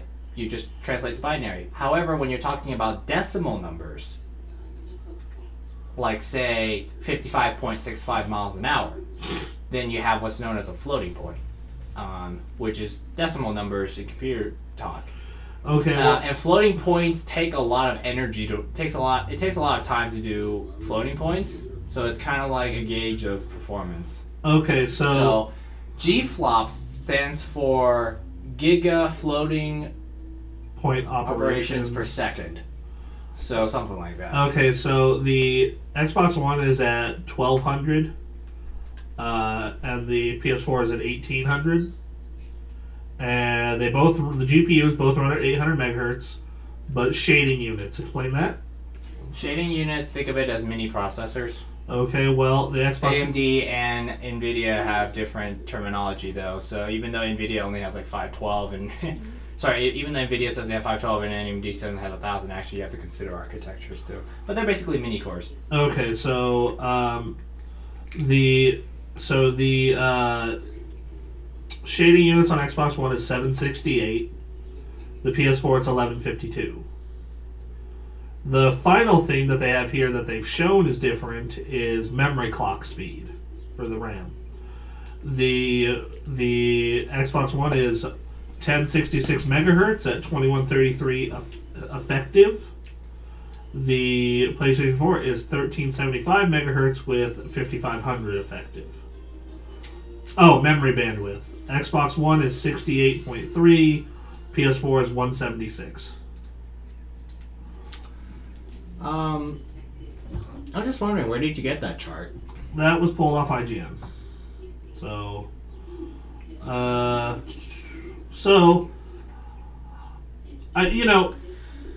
I have a feeling that chart. I just have this gut feeling that chart may be inaccurate because some of those numbers read, because they're both AMD APUs. Mm-hmm. Those numbers kind of read like the Xbox is, from a graphical standpoint, almost half.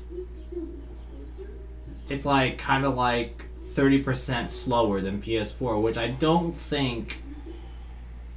I don't think the gap is that huge. I don't think it is either. Because that's what I personally think. I prefer to think that the Xbox One is slightly less powerful, but those numbers just make it seem like the Xbox One is quite a lot slower. I think when really I play Forza 4 Forza 5, and I think, wow. I think that there is a difference though. Like I don't there think is a difference. I don't think it's as small as you say. I don't think it's as big as that. I think it's somewhere in the middle between them. Yeah, I mean, I just think the PS4 is slightly, but then again, I don't own either of them, so. Like the thing is like when I look at it though, like Microsoft, I'm kind of curious. Like, is Microsoft going to start investing in new IP again? Is Microsoft going to start spending to get third-party exclusives? Yeah, the way they're reacting, it's just kind of like a bit of a knee-jerk. It's very panicked. If that's the right word. They have like a knee-jerk reaction. And you know what? It's kind of like their fault, too. Because let's be honest here. Last year, right about now... Ooh. I mean, like, IGN just did a thing like the Xbox One, 1 year since the reveal. And, like, even this Kinect thing with the price drop, like, so many people have wanted it. So many people wanted, like, fucking take Kinect out of the box, give me the system for $399.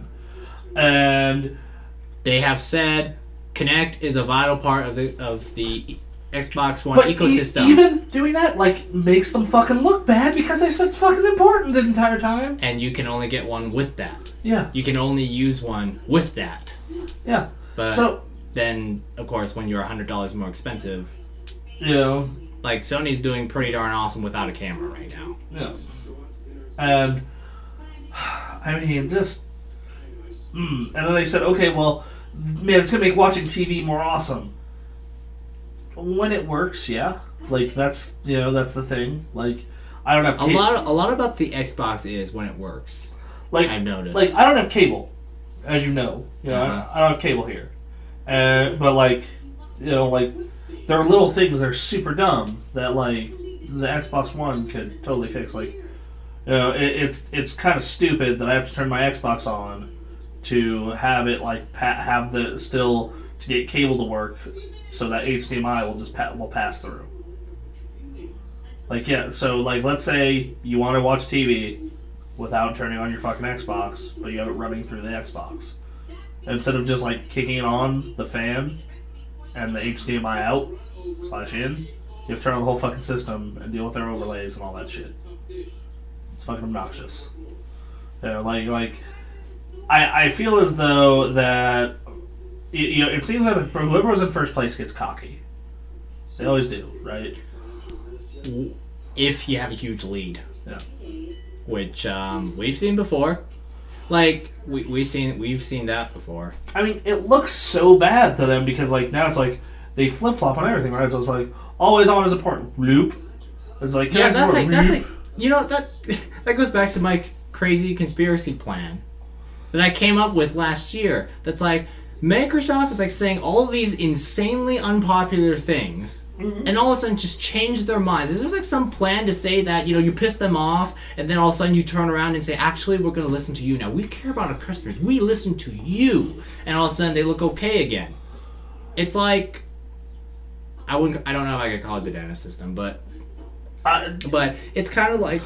And everyone's like, okay. And then I think Jim Sterling had like some rant about this, where it's like, you know, they basically they announce a very bad idea and then give you a lesser bad version of it. Yeah. And then everyone's like, oh, okay, we'll take that then, instead of going all the way to being good. And you know, it's really kind of hurt Microsoft in a lot of ways. And you know what? It's like you can't trust anything they say. Yeah. That's why I kind of had a problem with the Xbox One. Now, if you were to tell me today, if both of these systems were cost exactly the same, which they will in a few weeks, yep. Would you buy a PS4 or an Xbox One today, right now, if nothing else was coming out for them for like the next year or two? And I'd be like, I'll go for the Xbox One because I want to play Forza 5. I want to play Forza 5. That's kind of it, and maybe Killer Instinct, but. You know, but the problem is that it has like this negative stigma. Okay, yes, they moved on from it, but it kind of sticks around. Like, it wasn't that long ago. Mm-hmm. It's only been a year. Okay, 1 year ago they came out and said TV sports and Call of Duty, and then they went and then you started reading stuff about how they were going to lock out used games, and then they're going to say that used games will be up to the publisher. And then they said that you have to have Kinect plugged in at all times, and you have to have an internet at all times. Then you have Don Matrick coming out and insulting people by saying, we do have an offline system. It's called the Xbox 360. 360? I'm just like, that. You guys just let him say that? And everybody, it's like, there's maybe only like 1 or 2 people that I've ever known who even would think about buying an Xbox One. And like, there were a few people that tried to defend it. And said that, well, this is the future. Your phone is always... What's that guy's name again? Adam Orth. I think it was Adam Orth. Well, like, even people we know, like, Brian defended because he's just a fucking Xbox fanboy. We know that, okay? Brian's dumb. But, you know, okay, so over past Brian. But, like, Alex defended me. He's like, fucking fuck piracy, fuck piracy, fuck piracy. And I'm like, okay, that's all well and good. But used games have more benefits to this market than anyone thinks.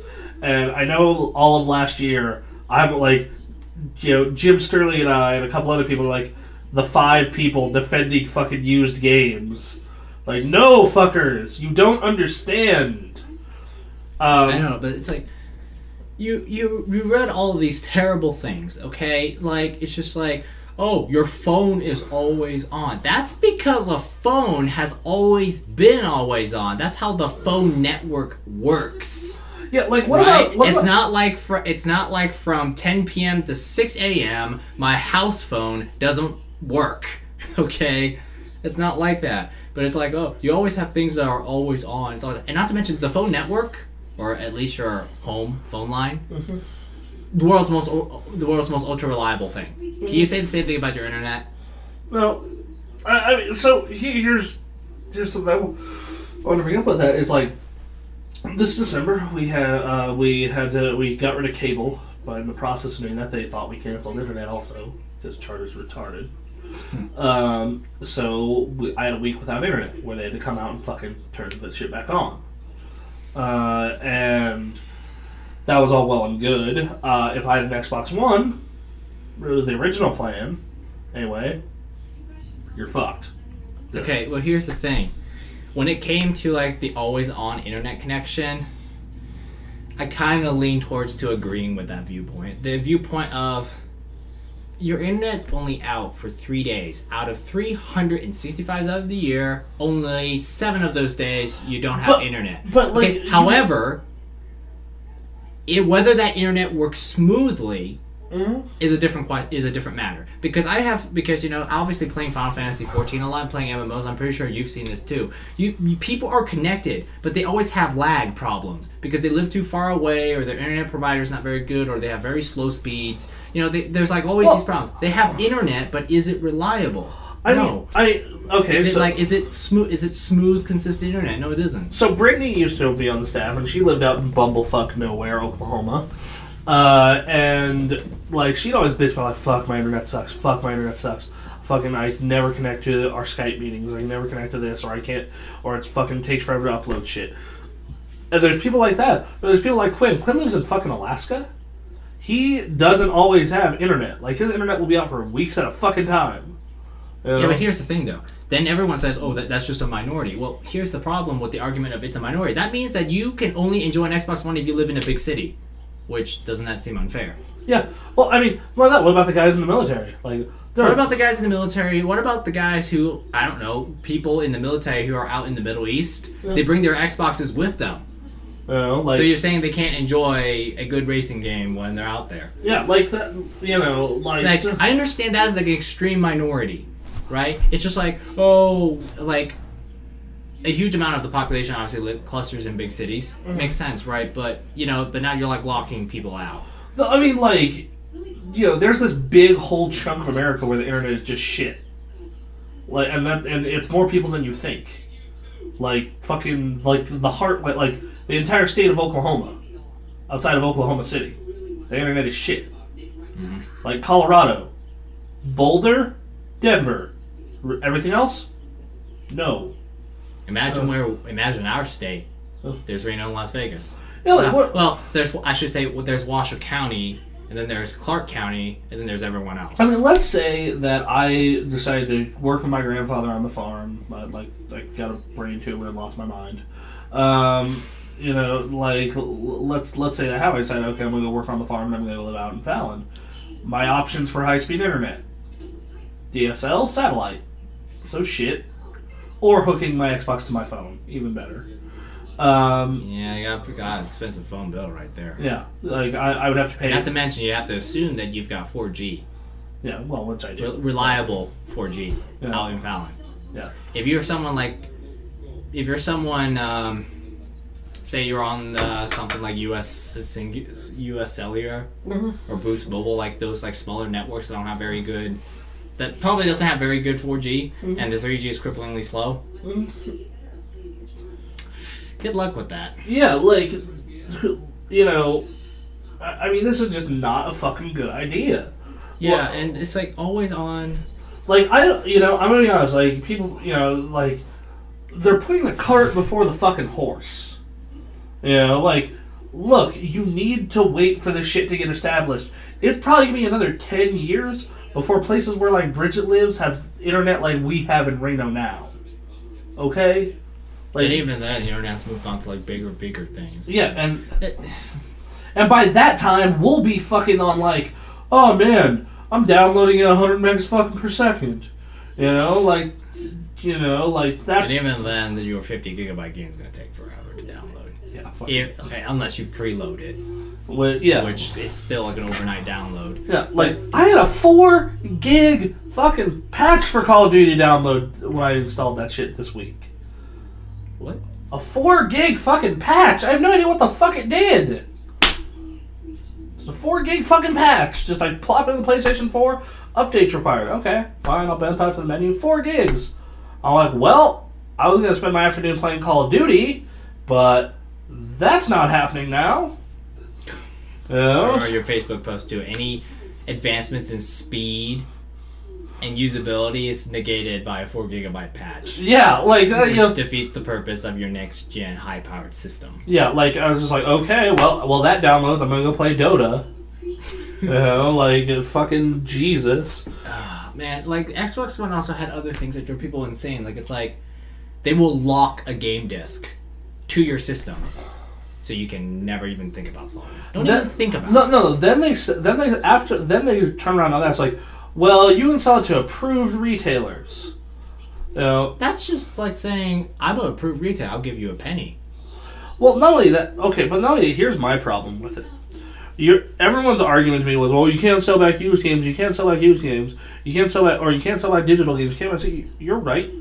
That's a file. That's not a tangible thing. I get that. You want to know what is a tangible thing?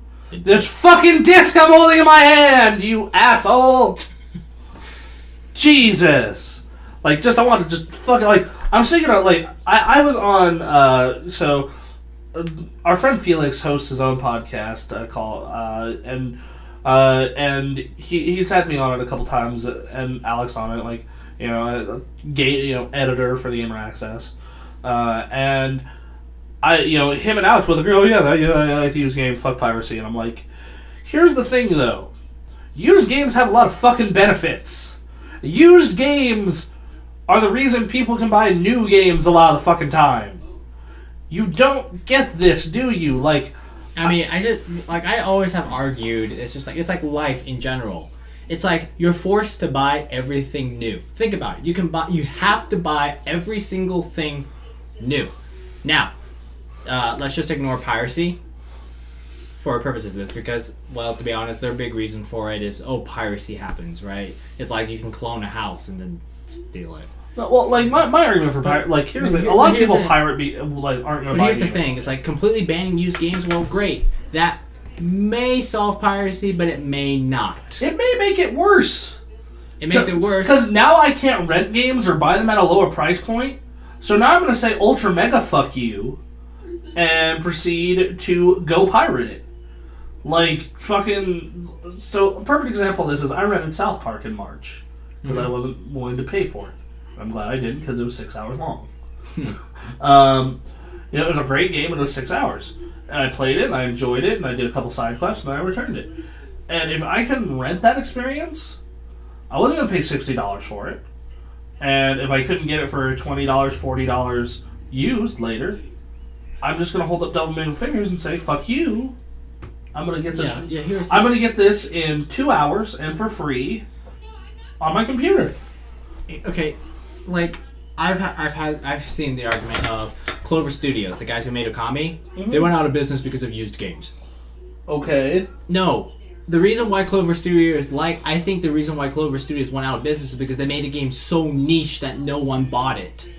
That's another reason too. Like I said, like it's like niche, no one bought it and probably spent to it. Like, people bought Okami. Like, that game sold like moderately well across all the systems that it's on, but like it didn't have the budget of a bigger game like that. It's like a fine line that you have to balance, right? You have, and I talked about that on Scripted Access, you have the most mainstream, the one that reaches out to the biggest number of people. However, what you have is the color gray.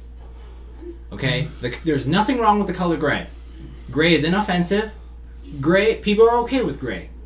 Doesn't hurt anybody. People are okay with it, but that's all it is. While it is perfectly acceptable, there's zero passion in the color gray. Complete other end of the scale. The color magenta, highly passionate, neon-infused pink. Lots of passion. Probably a really amazing, but probably only 5 people will ever care about having that color in their car. Because and for games it's like same thing. If you, I kind of believe that if you made a game that is 100% just for you and fits you in every single conceivable way, only one person will like it. That's you. Well, and no one else. Or it would be extreme few and it wouldn't be justifying the cost. But the thing is, though, there are some games that have been that. Like, that's what Super Meat Boy was. That was made by 2 guys. I mean, that's what Legend of Zelda Ocarina of Time is also. There are lots of power games, but it's kind of like, if you make it too specialized, it gets to the point where not many people will buy it. Which, if you're an indie developer, isn't too bad because, well, you make it on a small budget, not a big risk. Yeah. Kind of thing, if you would have a small budget and stuff like that. And also the reward for those guys is huge because, Transistor. Let's bash into huge. Let's say Transistor makes $50 million. Mm-hmm. For a studio of 50, 100 dudes, like Assassin's Creed, $50 million is just okay, we all get paid. We all get to make another one. Fucking $50 million for 10 dudes. That's $5 million fucking dollars a piece. You take out production costs, probably $2 million a piece. Yeah, but how many games are like Transistor though? Transistor's kind of like one game out of the giant sea of indies. But that's true. But even let's do a smaller example like Thomas Was Alone. Thomas Was Alone was a top Guacamelee Guacamelee did really well on PSN, did really, really well on Vita, and did alright on the PC, enough to get along. And, those guys are raking in cash because, they're a smaller team, but the game did really well. And that's the advantage of indie. That's why I think the future is going 3 places. I think that's like one of the things about indies is that from a financial standpoint, you don't have as much overhead. Yeah. If that's the right word. You don't have to pay a marketing team because you already have one. It's you, the developer. Yeah, you don't have to pay a CEO. You don't have to pay for disc a booth. You don't have to booth at E3. You don't need to pay for disc manufacturing for the most part. I mean, you have to pay for a booth at PAX, which I think a booth at PAX is $15,000 about. Oh, 15,000 to 20,000. Wow. And that that's for like a small-ish booth. Ouch. But like you look at that, so you get a booth. Like the overhead's small because you're a team of anywhere from 5 to 10 people. Yeah. In the case of Super Meat Boy, 2 people. Your marketing is whatever's on the front page of Xbox or whatever promotion you're a part of, Xbox Live Arcade, PSN, whatever. And PAX. And then they get like it's part of the reason that I talk so much about indie, like you'll notice on a lot of shows, I talk about these games you haven't heard of, and I believe that's part because that's my job. Like, it's not my job to tell you about Call of Duty. You know about Call of Duty. You know about Halo. Like, yeah, am I excited for those games? Sure. It's my job to tell you about Thomas Was Alone. Why? You haven't heard of Thomas Was Alone. Like, part of being a game journalist is you report news and about cool games that people haven't heard of. Cool new innovations that people have never seen before. Yeah, exactly. And like how many of you heard of Thomas Was Alone? Not many of you. How many of you went and bought Thomas Was Alone because we talked about it? Probably a few of you, I would hope. It's also on PSN for free right now, so a PSN Plus. Yeah. So like actually, free. You get the point. Rental. Anyway. Like that's why like when I play something like Resogun, I'm like, you should absolutely talk about Resogun, and I do talk about the bigger games all the time, but I feel it's like more important to talk about those smaller things in our position sometimes, which is actually why I actually really like Patrick Klepek over at Giant Bombs, because dude talk about nothing but indie games, or smaller titles. And those titles I find have a lot more heart. Like, even if I don't enjoy them as much at times because of what you said exactly, where it's like, this is made for the vision of this specific person. Yeah. I end up liking them more just because it's not... It's not some cookie cutter factory. Yeah. Right? Like it's like, oh, a human being made this. That's cool. I didn't really enjoy Outlast all that much because I wanted to cry when playing it. But I can see that a human being made it, and it was incredibly well made, and I can see how, if you like that genre of video games, you would love the shit out of Outlast. It's like how people talk about how you've got a car that's just a car, and then you've got an Italian car that has soul and passion. Kind of thing. Yeah, and like I said, I think the industry is going 3 places. It's going to the smaller titles, like Transistor, Meat Boy, Bastion, Flower, etc. It's going to free-to-play esports style games, Hearthstone, League, Dota, Monday Night Combat, Team Fortress 2. And then it's going to just the biggest fish. The biggest of the big. That kind of... Uncharted, Halo, Mario, Call of Duty. Like, if you are not on that, like, more and more, this middle ground is disappearing. Which really sucks for someone like me. Yeah. Because, you could say Mass Effect was sort of on that middle ground. The first Mass Effect. Yeah, the second and third were... The third one got all the money it wanted, and the second one was, coming off of, big success. But it's like the first Mass Effect... Dragon's Dogma. That wasn't exactly what you call a super big budget title. It may have had a couple big names, like maybe Catherine's in that ballpark. Like Persona's in that ballpark. Yeah. Like, they've got a publisher.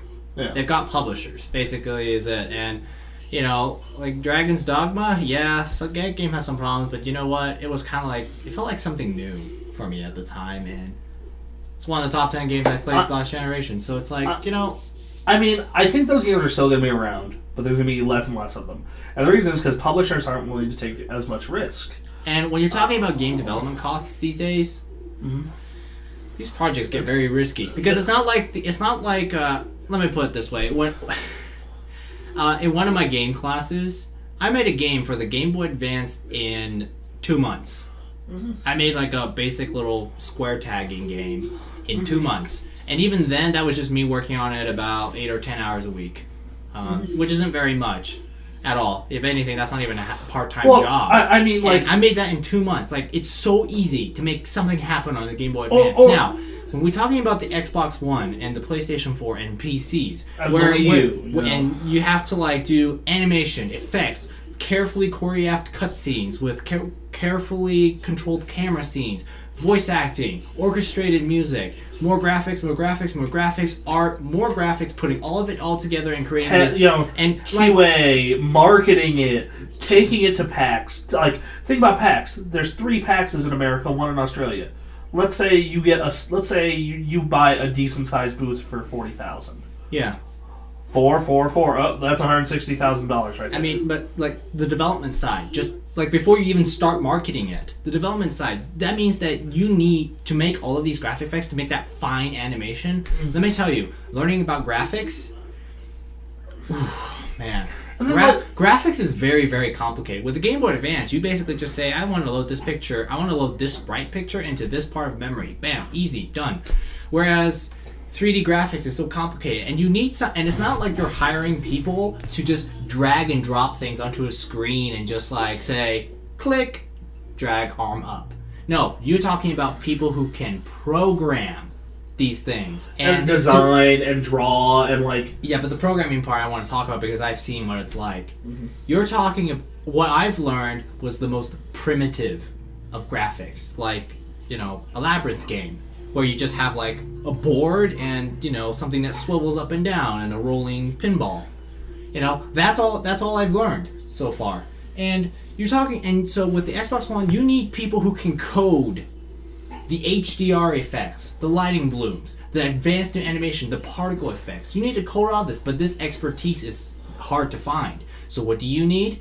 You need to pay them a lot of money. Because you need them. Well, and there aren't many of them. Not only that, but like you also need artists, which artists, as we saw trying to find one for a comic, finding an artist is fucking hard. Actually, a good artist, the one that like the guy. Look, find it. Actually, there's one website you just need to go to, and that would just completely shoot that out the window. It's called DeviantArt. Yeah, but not all those guys can do everything you need them to do. Like that's the thing. Like, you know, and also, you know, like, yeah, DeviantArt has a lot of great art on it. And it has a lot of talented people on it. But not all those people can do everything you need them to do. They're maybe a bit too specialized. Maybe that's the key word. Because it's like, hi, DeviantArt person who draws awesome dragons, can you do concept art for a racing game? They probably can't. Yeah, like, can you know, or maybe they just do awesome dragons. They suck at drawing people. You know, yeah, that could be true too. Yeah, but or maybe even in the artists are like maybe they're contracted to a game specifically. Yeah, because it's like, for example, I have this artist who's a fantasy artist, and we're having him do the art for, say, Dragon Age Inquisition. But he's only going to be there for as long as Dragon Age exists. Yeah, like so. You know, so... Because, you know, that's his art style. And then you need people who are talented in design, which is, you know, the fucking middle ground between programming and art. And then you have people who are good at design, actually, like, designing the fucking mechanics of this game. Yeah. You know, which... Yeah, so you got, like, your designers. Then you got your music. Well, it's kind of the same thing as artists. Okay? There's, like, a lot of people who can write music, but it's hard to be like John Williams or Koji Kondo or Nobuo Uematsu. Yeah. It's really hard to be one of those people. Or Darren Korb, because, dude, Bastion and Transistor. Or Martin O'Donnell. Transistor. That soundtrack. Yeah, that's pretty What's good. up? Yeah. So, like, you're paying for this entire development team, and now, and this game needs to be big. It's very big. So you need to hire... You are also forgetting the producer who has to plan all this shit out and make sure it's all organized. The director also. The director. The lead writer. Lead writers. And then you need, like... Say you're making the Elder Scrolls 6. You need a lot of people to make content. Like, the people who use those GUI interfaces and type in create quests and use the dev kits to create quests and stuff like that. Mm-hmm. You need a lot of people. You're going to make something as big as Skyrim. And here's the thing. Like, you think about an MMO or you think about Skyrim, all that text needs to be proofread. And then you need your voice actors. Because we don't live in Skyrim, that's easy. You just get 5 guys. You get 5 guys, and then okay, yeah, you get... Let's try BioWare. There you go. You get the same 5... Actually, in the case of Skyrim, probably helped lower their costs quite a bit. In the case of a big budget game... Star Wars The Old Republic. In the case of a big budget game, you just hire Troy Baker, Nolan North... Yeah, but that's like only 3 or 4 people. And then everyone else is just some random dudes in the exactly. office. Exactly. Star Wars The Old Republic. That was good, yeah. So you have to hire all your voice actors, you have to hire all the sound editors, you have to hire, and, oh, man. And the other thing, the bigger, more ambitious your game, the bigger is, GTA... Destiny. Yeah. $500 million. To be fair, half of that is marketing. Yeah, but still, fucking marketing is also another part of this. You have to pay to get this shit on television. Yeah. Pay for your... Because here's the thing. Booths at PAX are not free. And that's just $20,000 for a small-ish booth. That small-ish booth that only, 2,000 people see. When you need to sell 2 million, 5 million, 10 million. Versus Sony, who has to pay for a fucking quadrant of this goddamn huge floor, and no one knows if anyone's going to walk by that PlayStation booth. That person could, PAX has 70,000 people running through it. But you know what? I know some people who fucking spend their entire time in the fucking PC LAN party. I know some people who go to the expo hall, see the 3 games they're interested in, and go to panels all weekend. You're not guaranteed 70,000 people see that or play it.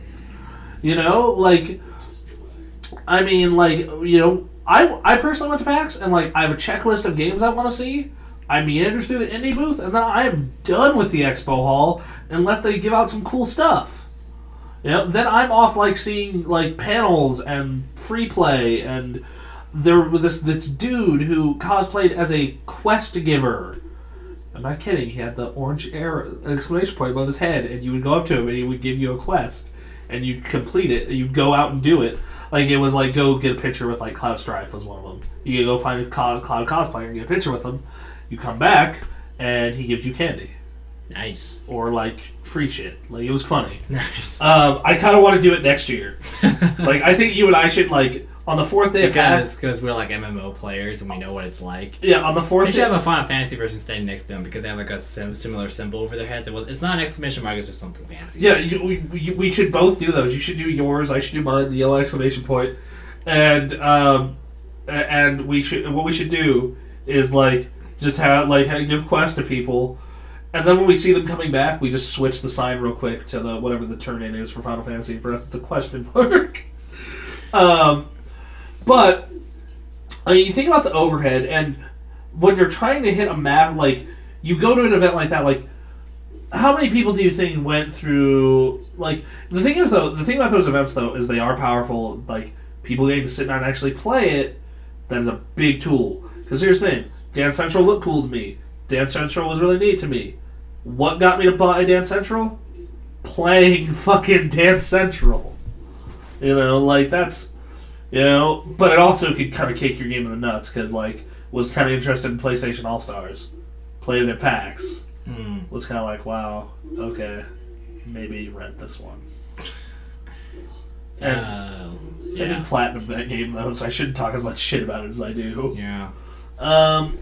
Yes, and that's just a convention. What about your television? What about your internet? Let's say... What about the internet ads? What about... Alright, so let's say an ad on, a big site, a site like ours doesn't cost much. But, a site like IGN would probably cost you at least $50,000, let's say. Then, let's say, let's say TV marketing, that's $1 million, probably. Minimum. To be, on primetime, once.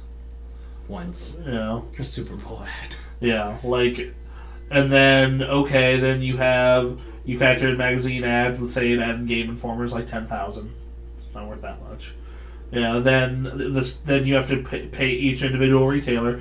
Here, individual retailer, promote our game, and we'll give you a pre-order bonus.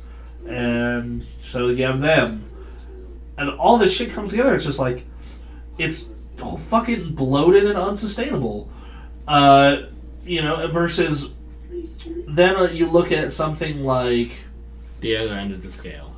Then you look at the indie section, which is it's at most 20 dudes living in a tiny office or a house. Bastion was developed in a house,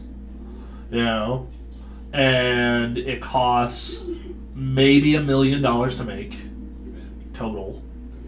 You gotta pay all those salaries and then make the game itself. And then promoting it, okay, about $100,000 between all the PAXs and events. And then, alright, how much does the add-on Xbox Live Arcade cost? I'd say the most extravagant indie game will run you $10 million to produce. And that's fucking going nuts. That's like Transistor. At that point, I don't even know if it could be considered indie. Yeah, that's just going batshit crazy. But the return on those is great too. If you get a hit, if you get a Transistor or a Bastion or a Guacamelee, that's a shit ton of money. Even if you have if you don't have a publisher taking a large cut of that, that's a shit ton of money for your dev team. And so the risk is a lot less. And then, honestly, if the game industry wants to still be diverse and succeed, what it's going to have to do is... I cannot believe Square Enix said this. Jim did a thing about it earlier, that Bravely Default thing he talked about. Yeah. Where it's oh yeah, we found Bravely Default did really well. We should, make a game on a reasonable budget targeted at a specific audience. Maybe we should go back to doing that. Maybe we should not be crazy. Yeah. Maybe we should stop dreaming of Hollywood all the time. We've been playing a lot of NIS games recently. Thank you, NIS, for sending those to us. And we've been talking about them a lot. Their quality varies. Witch and Under Night got a 6. Danganronpa got an 8.5. I'm playing Mugen Souls. I'd probably give it a 6.5 or a 7. So they vary in quality, but they keep making games. Why? Because they propose a budget that they know is reasonable and they can meet, and they make a game around it, and they sell a bunch of copies, and they do well enough to pay everybody, put a little money in the bank, and fund another one. It's like these companies, in an effort to not fall behind and become irrelevant. For example, Konami. All they have is Metal Gear. And Castlevania. But Castlevania is not really as big. Yeah. It's not like a top tier franchise. On the portable side it is, I would say, but not on the console. Okay, well, I would say something like Konami. What does Konami have? The only thing that immediately jumps to your mind when you say Konami is Castlevania and Metal Gear. Contra for old school. And Metal Gear is leading edge stuff, because it's the only thing they have that's leading edge. It's be leading edge or you risk falling behind, or become irrelevant. But Konami's profitable, and that's the thing that these fuckers don't get. I know, but still, I just want to say you don't want to become irrelevant, because you're not on the bleeding edge of technology. You don't want to go bankrupt either. Yes, but it's you want to be on the bleeding edge because you want to be well known and people buy your game because you have the best. But the best is just because you have the fanciest graphics engine doesn't really mean you're the best. Look, the best game of last year, the game that we gave Game of the Year to, was one of those high budget, high produced things. But the thing is the year before that, we gave it to gave it to a fucking point and click adventure game that was it was based on a comic book. It was a fucking point and click adventure game with a cel shaded graphics engine. made by a small team who up until that point made games that varied in quality from good and goodish to shit. And they just came out of the fucking gates with this just amazing fucking game. And it probably didn't cost them half of what it cost to make the second place game, Borderlands 2. Probably cost maybe an eighth of what it cost to make Borderlands 2. Probably, yeah. And I don't know, though. It's just like, reasonable budgets. It's like... let's look at our game of the year since 2008 when we started. Okay. I wasn't there for 08. GTA 4. That's a big budget. Uncharted 2. Big budget. World of Warcraft. Big budget. Portal 2. Big budget. Walking Dead. Small budget. Last of Us. Big budget. Actually, but here's the thing. Big budget doesn't guarantee you success. And look, who are the studios behind all those big budget games, though? Typically, the best. The fucking A-team. It's not like, it's Rockstar, Naughty Dog, Blizzard, Valve, and Naughty Dog again. That's fucking like, those guys are the best of the best for a reason. Like, just because you pour a bunch of fucking money at it and talent, like, you need talent and vision, and there has to actually be a cohesive vision for your game on your team. And your development team has to click together, too. Yeah. You can throw a shit ton of money at a game and make a really good game. It happens. It's called Halo 4. It's like I said it perfectly. Halo 4 and Tomb Raider are the New York Yankees of video games. They just threw a shit ton of money at it. They hired the best people that were not employed, and they just threw as much money as possible at it. And both those games ended up making a profit and being really good games. But that is fucking so unpractical and so unrealistic.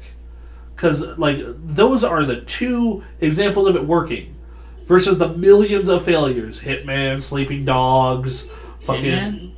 Hitman got... they expected that thing to make $3 million. Wow. I just remember the Tomb Raider story. A $3 million game, a 3 million units sold game is a failure. In 1 month. 3 million units in a month. Not fucking... That's actually pretty good. Most games never even make 3 million. Units. Atlas is just sitting here man, if only Persona 4 could sell 3 million. Yeah, Atlas is sitting here Catherine sold 200,000 copies in a week. Oh, yeah. I remember No More Heroes. Uh-huh. Wait, is it called No More... Which one is it? No, it's not No More Heroes. What's it look like? It's like that Zelda game with 3D pixel art. Oh, 3D.GameHeroes. 3D.GameHeroes. Great. I remember reading a wiki that it sold 80,000 copies in a month, and Atlas was surprised, pleasantly surprised that they sold 80,000 copies of 3D.GameHeroes. Atlas, they made okay. So Catherine sold 250,000 copies its first week in the States. What does Atlas do? Make a cake. They're they made a cake for their dev team. I always use this example. Capcom. Resident Evil 6. It still sold 1-2 million or something like that. It sold really fucking well. It sold really well, even though it was absolutely garbage. And they're like, it's a failure. Same publisher and the same, I think, producer, or something like that, worked on Dragon's Dogma. It sold maybe barely a million. It was one of their smaller new that. Yeah, it was their new IP. But guess what? They were pleasantly surprised at Dragon's Dogma, but Resident Evil 6 is a failure. Well, and the thing about Resident Evil 6 is I think Resident Evil 4 was a perfect middle balance between appealing to the mainstream while still being a horror action title. Very similar to The Last of Us. Resident Evil 5 became an action game with horror elements, and it was still pretty good co-op and fun alone sometimes. Resident Evil 6 was a bad video game that was basically an action game now, and it tried to appeal to everybody by being an action game and being really pretty, and it was fucking horrible, and it still sold millions of copies on name, but it was bad, and Capcom thought it underperformed, which good thing it did. But Dragon's Dogma, You know, like, this kind of niche-ish title, you know, Capcom's take on the Western RPG, did pleasantly well. you know, like, it's just, it's frustrating. It is, it's very frustrating. You know, and I feel some publishers, developers get it. Like, who's publishing Dark Souls right now? Namco. Namco Bandai. Namco gets it. Namco understands. They published Tales of Xillia. Published Tales, published Dark Souls. They get it. They get that, alright, we're going to target this at a specific audience with a certain budget, and we're going to put it out there for that audience to enjoy. I feel like Nintendo gets it too. But Nintendo doesn't have to get it. They don't have to because people will buy it anyways. Nintendo just needs to be like, we're Nintendo, Mario, come buy it. Nintendo doesn't need to get it. They kind of do. For their new IP. At least they're not going bankrupt with their games, at least. Well, yeah, that's their hardware that's doing that. Yeah. But, you know... Nintendo's like, just, like, different. Like, yeah, Nintendo, like I said, Nintendo...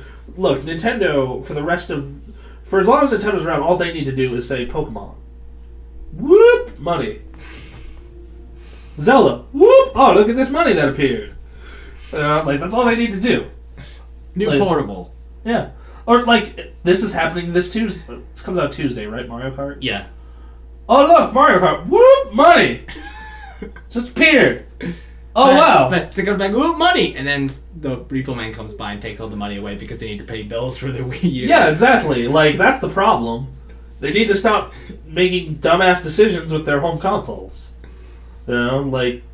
I've been playing my Wii U recently. I have too, because Did you start Super Metroid like I recommended? No. Because, dude, it is one of those games on the Club Nintendo. Yeah, I know. And it's, we're going to be doing 60-minute access of that game this summer because it is the 20th anniversary. The problem is that people don't really care much about Metroid except for, you know, it's kind of like one of their more, like, cult favorites or something like that. Metroid can't crawl. Yep. Bring that back. Oh, man. Fucking couldn't believe it. You know, there's a Twitter called, like, Funny Miiverse Posts, and I sent you one. It's that picture. It's like, I really like this game, but I hate my parents. So yeah, well, but like Namco gets it. You know, Sony gets it. Like Sony put Puppeteer out, and it didn't do super well, but it made money. Like SingStar, that's a good example. SingStar doesn't do like gangbusters, but they do it on a budget. Does well enough. You know, we might as well talk about news now. You know, yeah, this GameKast is certainly different. Yeah. Well, we got a lot of, you know, might as well talk about news now, or at least news that I want to talk about on this particular show, because if you listen to this show, it's the garbage dump of this website. Dude, new SingStar. New fucking SingStar. Oh, yes. New SingStar. It's coming to PS3 and PS4. But you're going to want the PS4 version, obviously, because all the videos will now be in HD. And not only that, turns out you can use your phone as a microphone if you're if you're so dumb. Dude, just watch the trailer. It's hilarious. But the thing that makes me excited is full Facebook and Twitter support. So all our videos who went only onto PlayStation Network can now go on Facebook. Oh, I would make all our friends look like goobers. It's going to be great. Continuing on with this, it also has Twitter support. And I was praying for this and hoping for it. All your DLC from PS3 carries over to PS4. Okay, that's pretty cool. That is so nice. I hope they do that. I hope that happens for Rock Band. You know they're going to do PS4 Rock Band. One. Well, I think they're going to do... Yeah, if they do it, they'll just try one to see if there's still any life left. no. But then that's about it. Yeah, I think Because let's be honest here. Oh, man. I kind of thought about, gee, what were some things that were so 2000s? Like, you know how there's like every decade there are like things that are so stuck in a decade. Like in the 70s it was disco music. Yeah. And in the 2000 it was owning Cadillac Escalades and listening to hip hop. I feel like for 2000s of gaming, plastic instruments. It is so 2000s. Yeah. So, man, I really hope our old instruments are compatible, and if they're not, like, Do we really want to go out and buy this? like, yeah, like I'm having that thought. I just had that thought run through my head right now. It's like, I'm sorry, do I really want to pay $50 for a new plastic guitar? I mean, gaming is expensive. like it'll be $200 for one of those sets.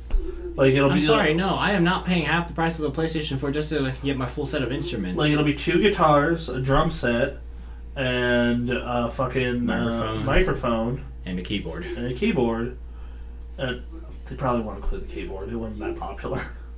Probably because it came out so late. Yeah, well, it came out with Rock Band 3. By the time it's so, it is a fucking shame that Rock Band 3 was the one that finally added keyboard, because And then none of the songs support it because most of the songs they have don't have keyboards. well, I would say half and half. A lot of the DLC songs don't. But like, not only that, but it's also a shame that it was the last one, because by then no one cared, and that is by far the best rock band, far and away. And just no one played it because it was the last one. I ended up getting it like 4 months after it came out for $20. Wow. And I ended up getting that keyboard for $20 too, like brand new, because like GameStop had them. Like, get this out of our fucking warehouse. We need to make room for Skylander toys. Which that's gonna be. Those are like, I'm wondering how long that fad's gonna keep going. I don't know.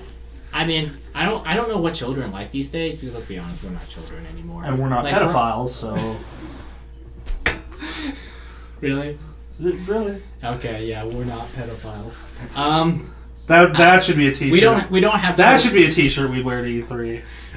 We're not pedophiles. For Bronson, it makes more sense. Well, only if I grow my beard and have long hair. Okay, but we don't have kids yet. We don't have kids, and we're not kids, and we don't know many. We know very few people have children, so it's like we knew what we liked when we were 5 or 6 years old.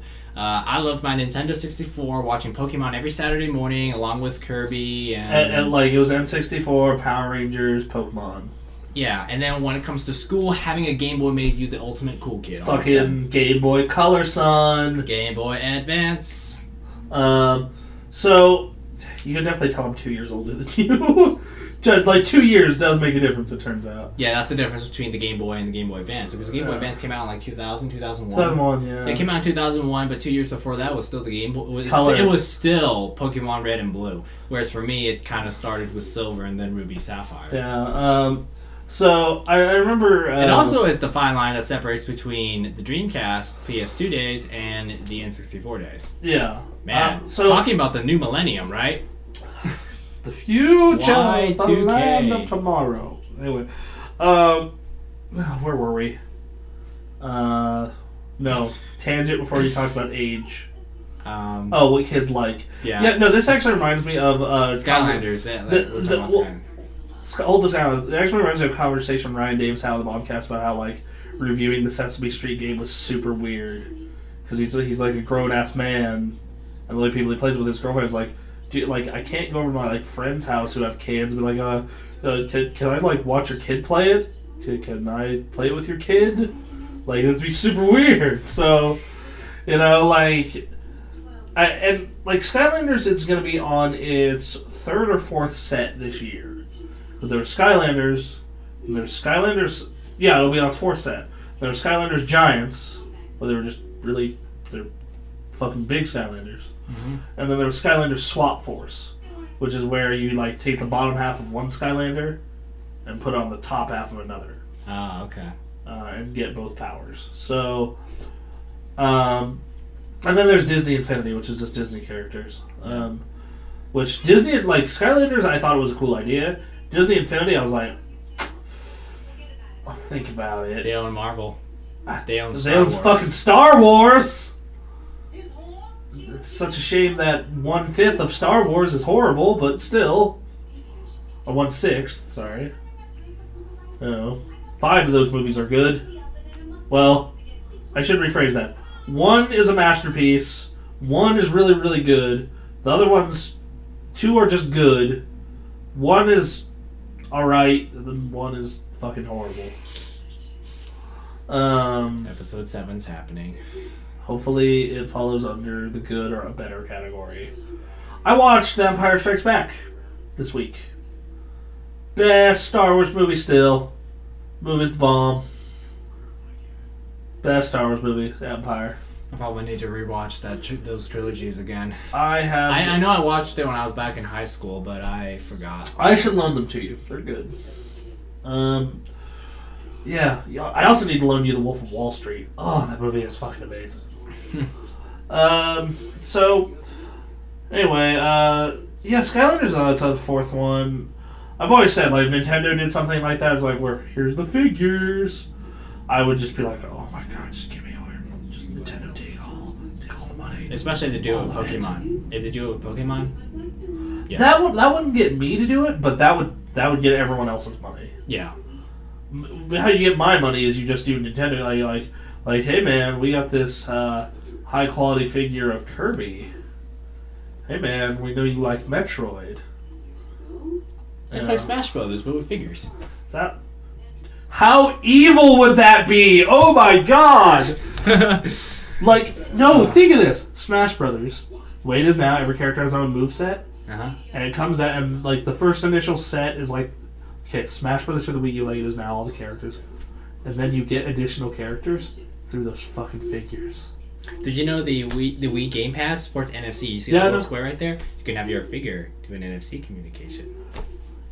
This is evil. We have just, oh my god. We invented a new way to sell DLC. Well, not only that, not only DLC, but like, okay, you could sell each of these figures for like $12-15 each. Yeah. Because they're actual figures. And I could put it on my desk. Yeah. If I could having a Link statue on my desk or a Samus statue on my desk, that would be like, wow. Okay, well, so like, are they gonna do the new Smash? But like, let's say the next Smash on Wii U, because this was already in development. Yeah. It comes like 10 characters, right? And it comes with those figures of those characters. That's like $80, all right. And then like other characters, they're like $8 to $10 a piece, so they're in the infinity price range. Still expensive, but not too bad. Like, how evil would that be? How fucking evil! With Pokemon, it's even more evil. Imagine Pokemon Stadium, but you buy the figure. They actually has it. Like, they actually had like a toy like that. I'll explain later. Yeah, I think so. But like, Pokemon's 1,000 times more evil because 781 characters. Dear fucking god. But you know. Yeah. But I think of just a regular Nintendo one and how broke I would be. Like, okay, they're $10 a piece. Captain Falcon, I'd want him. I'd want the Wind Waker set. I'd want the fucking Mario Galaxy set. I'd want, and then they could license third parties. Oh my god! This is Nintendo. If they license their parties, they only come up with one. Yeah, like what? Like Final Fantasy VI. The Chrono Trigger set, the Sonic the Hedgehog set. Yeah. They do Chrono Trigger. I'm like, what? Take all of this money. I am throwing my money at the computer. Why is it not accepting it? But let's see, who else is there?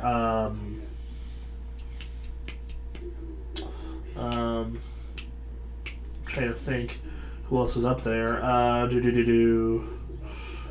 So like, I mean, just all these different characters you can do, and like at $10 a piece. Let's say $20 for a set of characters, like the Mario Galaxy set. Like you get Mario, Luigi, Rosalina, and like Toad and Peach. You know, like let's say the Wind Waker set, Link, Tetra, a pirate, Goron, and then Ganon. Man. Like just, this is so evil. Like we could never tell this to Nintendo. We should. It'll save the Wii U. Like this is the like, you know that picture of Mojo Jojo and him from the Powerpuff Girls together? It's like, that is the most evil thing I can imagine. Yeah. It's like- Actually, we could tell this to Nintendo, but because they live in their own little world, they might not listen to us. Yeah, that's true. Are there? Yeah. I think that's about it for me as far as news goes. Yeah. E3's coming. I don't, when we talk about news, We're last week, tired. Yeah. And I gotta shower and get food for a concert. So, Yeah. Alright, well, this has been fun. Yeah. This is not our normal game cast. We didn't talk about the games we were playing. I have been playing Transistor. I have been. I've been playing Super Mario 3D World again. I'm trying so hard not to say the other game. Yeah. The games that shall not be named. Yeah. Alright. I've been playing that and thinking about doing Skyrim again. Except I started on the wrong system. You should start playing some Dota with me. If you teach me. I don't know how to play. Everyone's telling me play Dota, and I'm just like, someone teach me then. Because it's not like Dota has you'll learn the way I learned through pain. Seriously, the only character I know how to play is Skeleton King. So I can teach you how to play Skeleton King. He only has one real ability. Everything else is a passive. Yeah. Okay. So, all right, everyone. This has been fun. We'll hopefully be back next week. I'm feeling good. I think we should do more of these. Anyway. Super Mega Gospel with Playtime will be finished, we swear. Eventually. Eventually.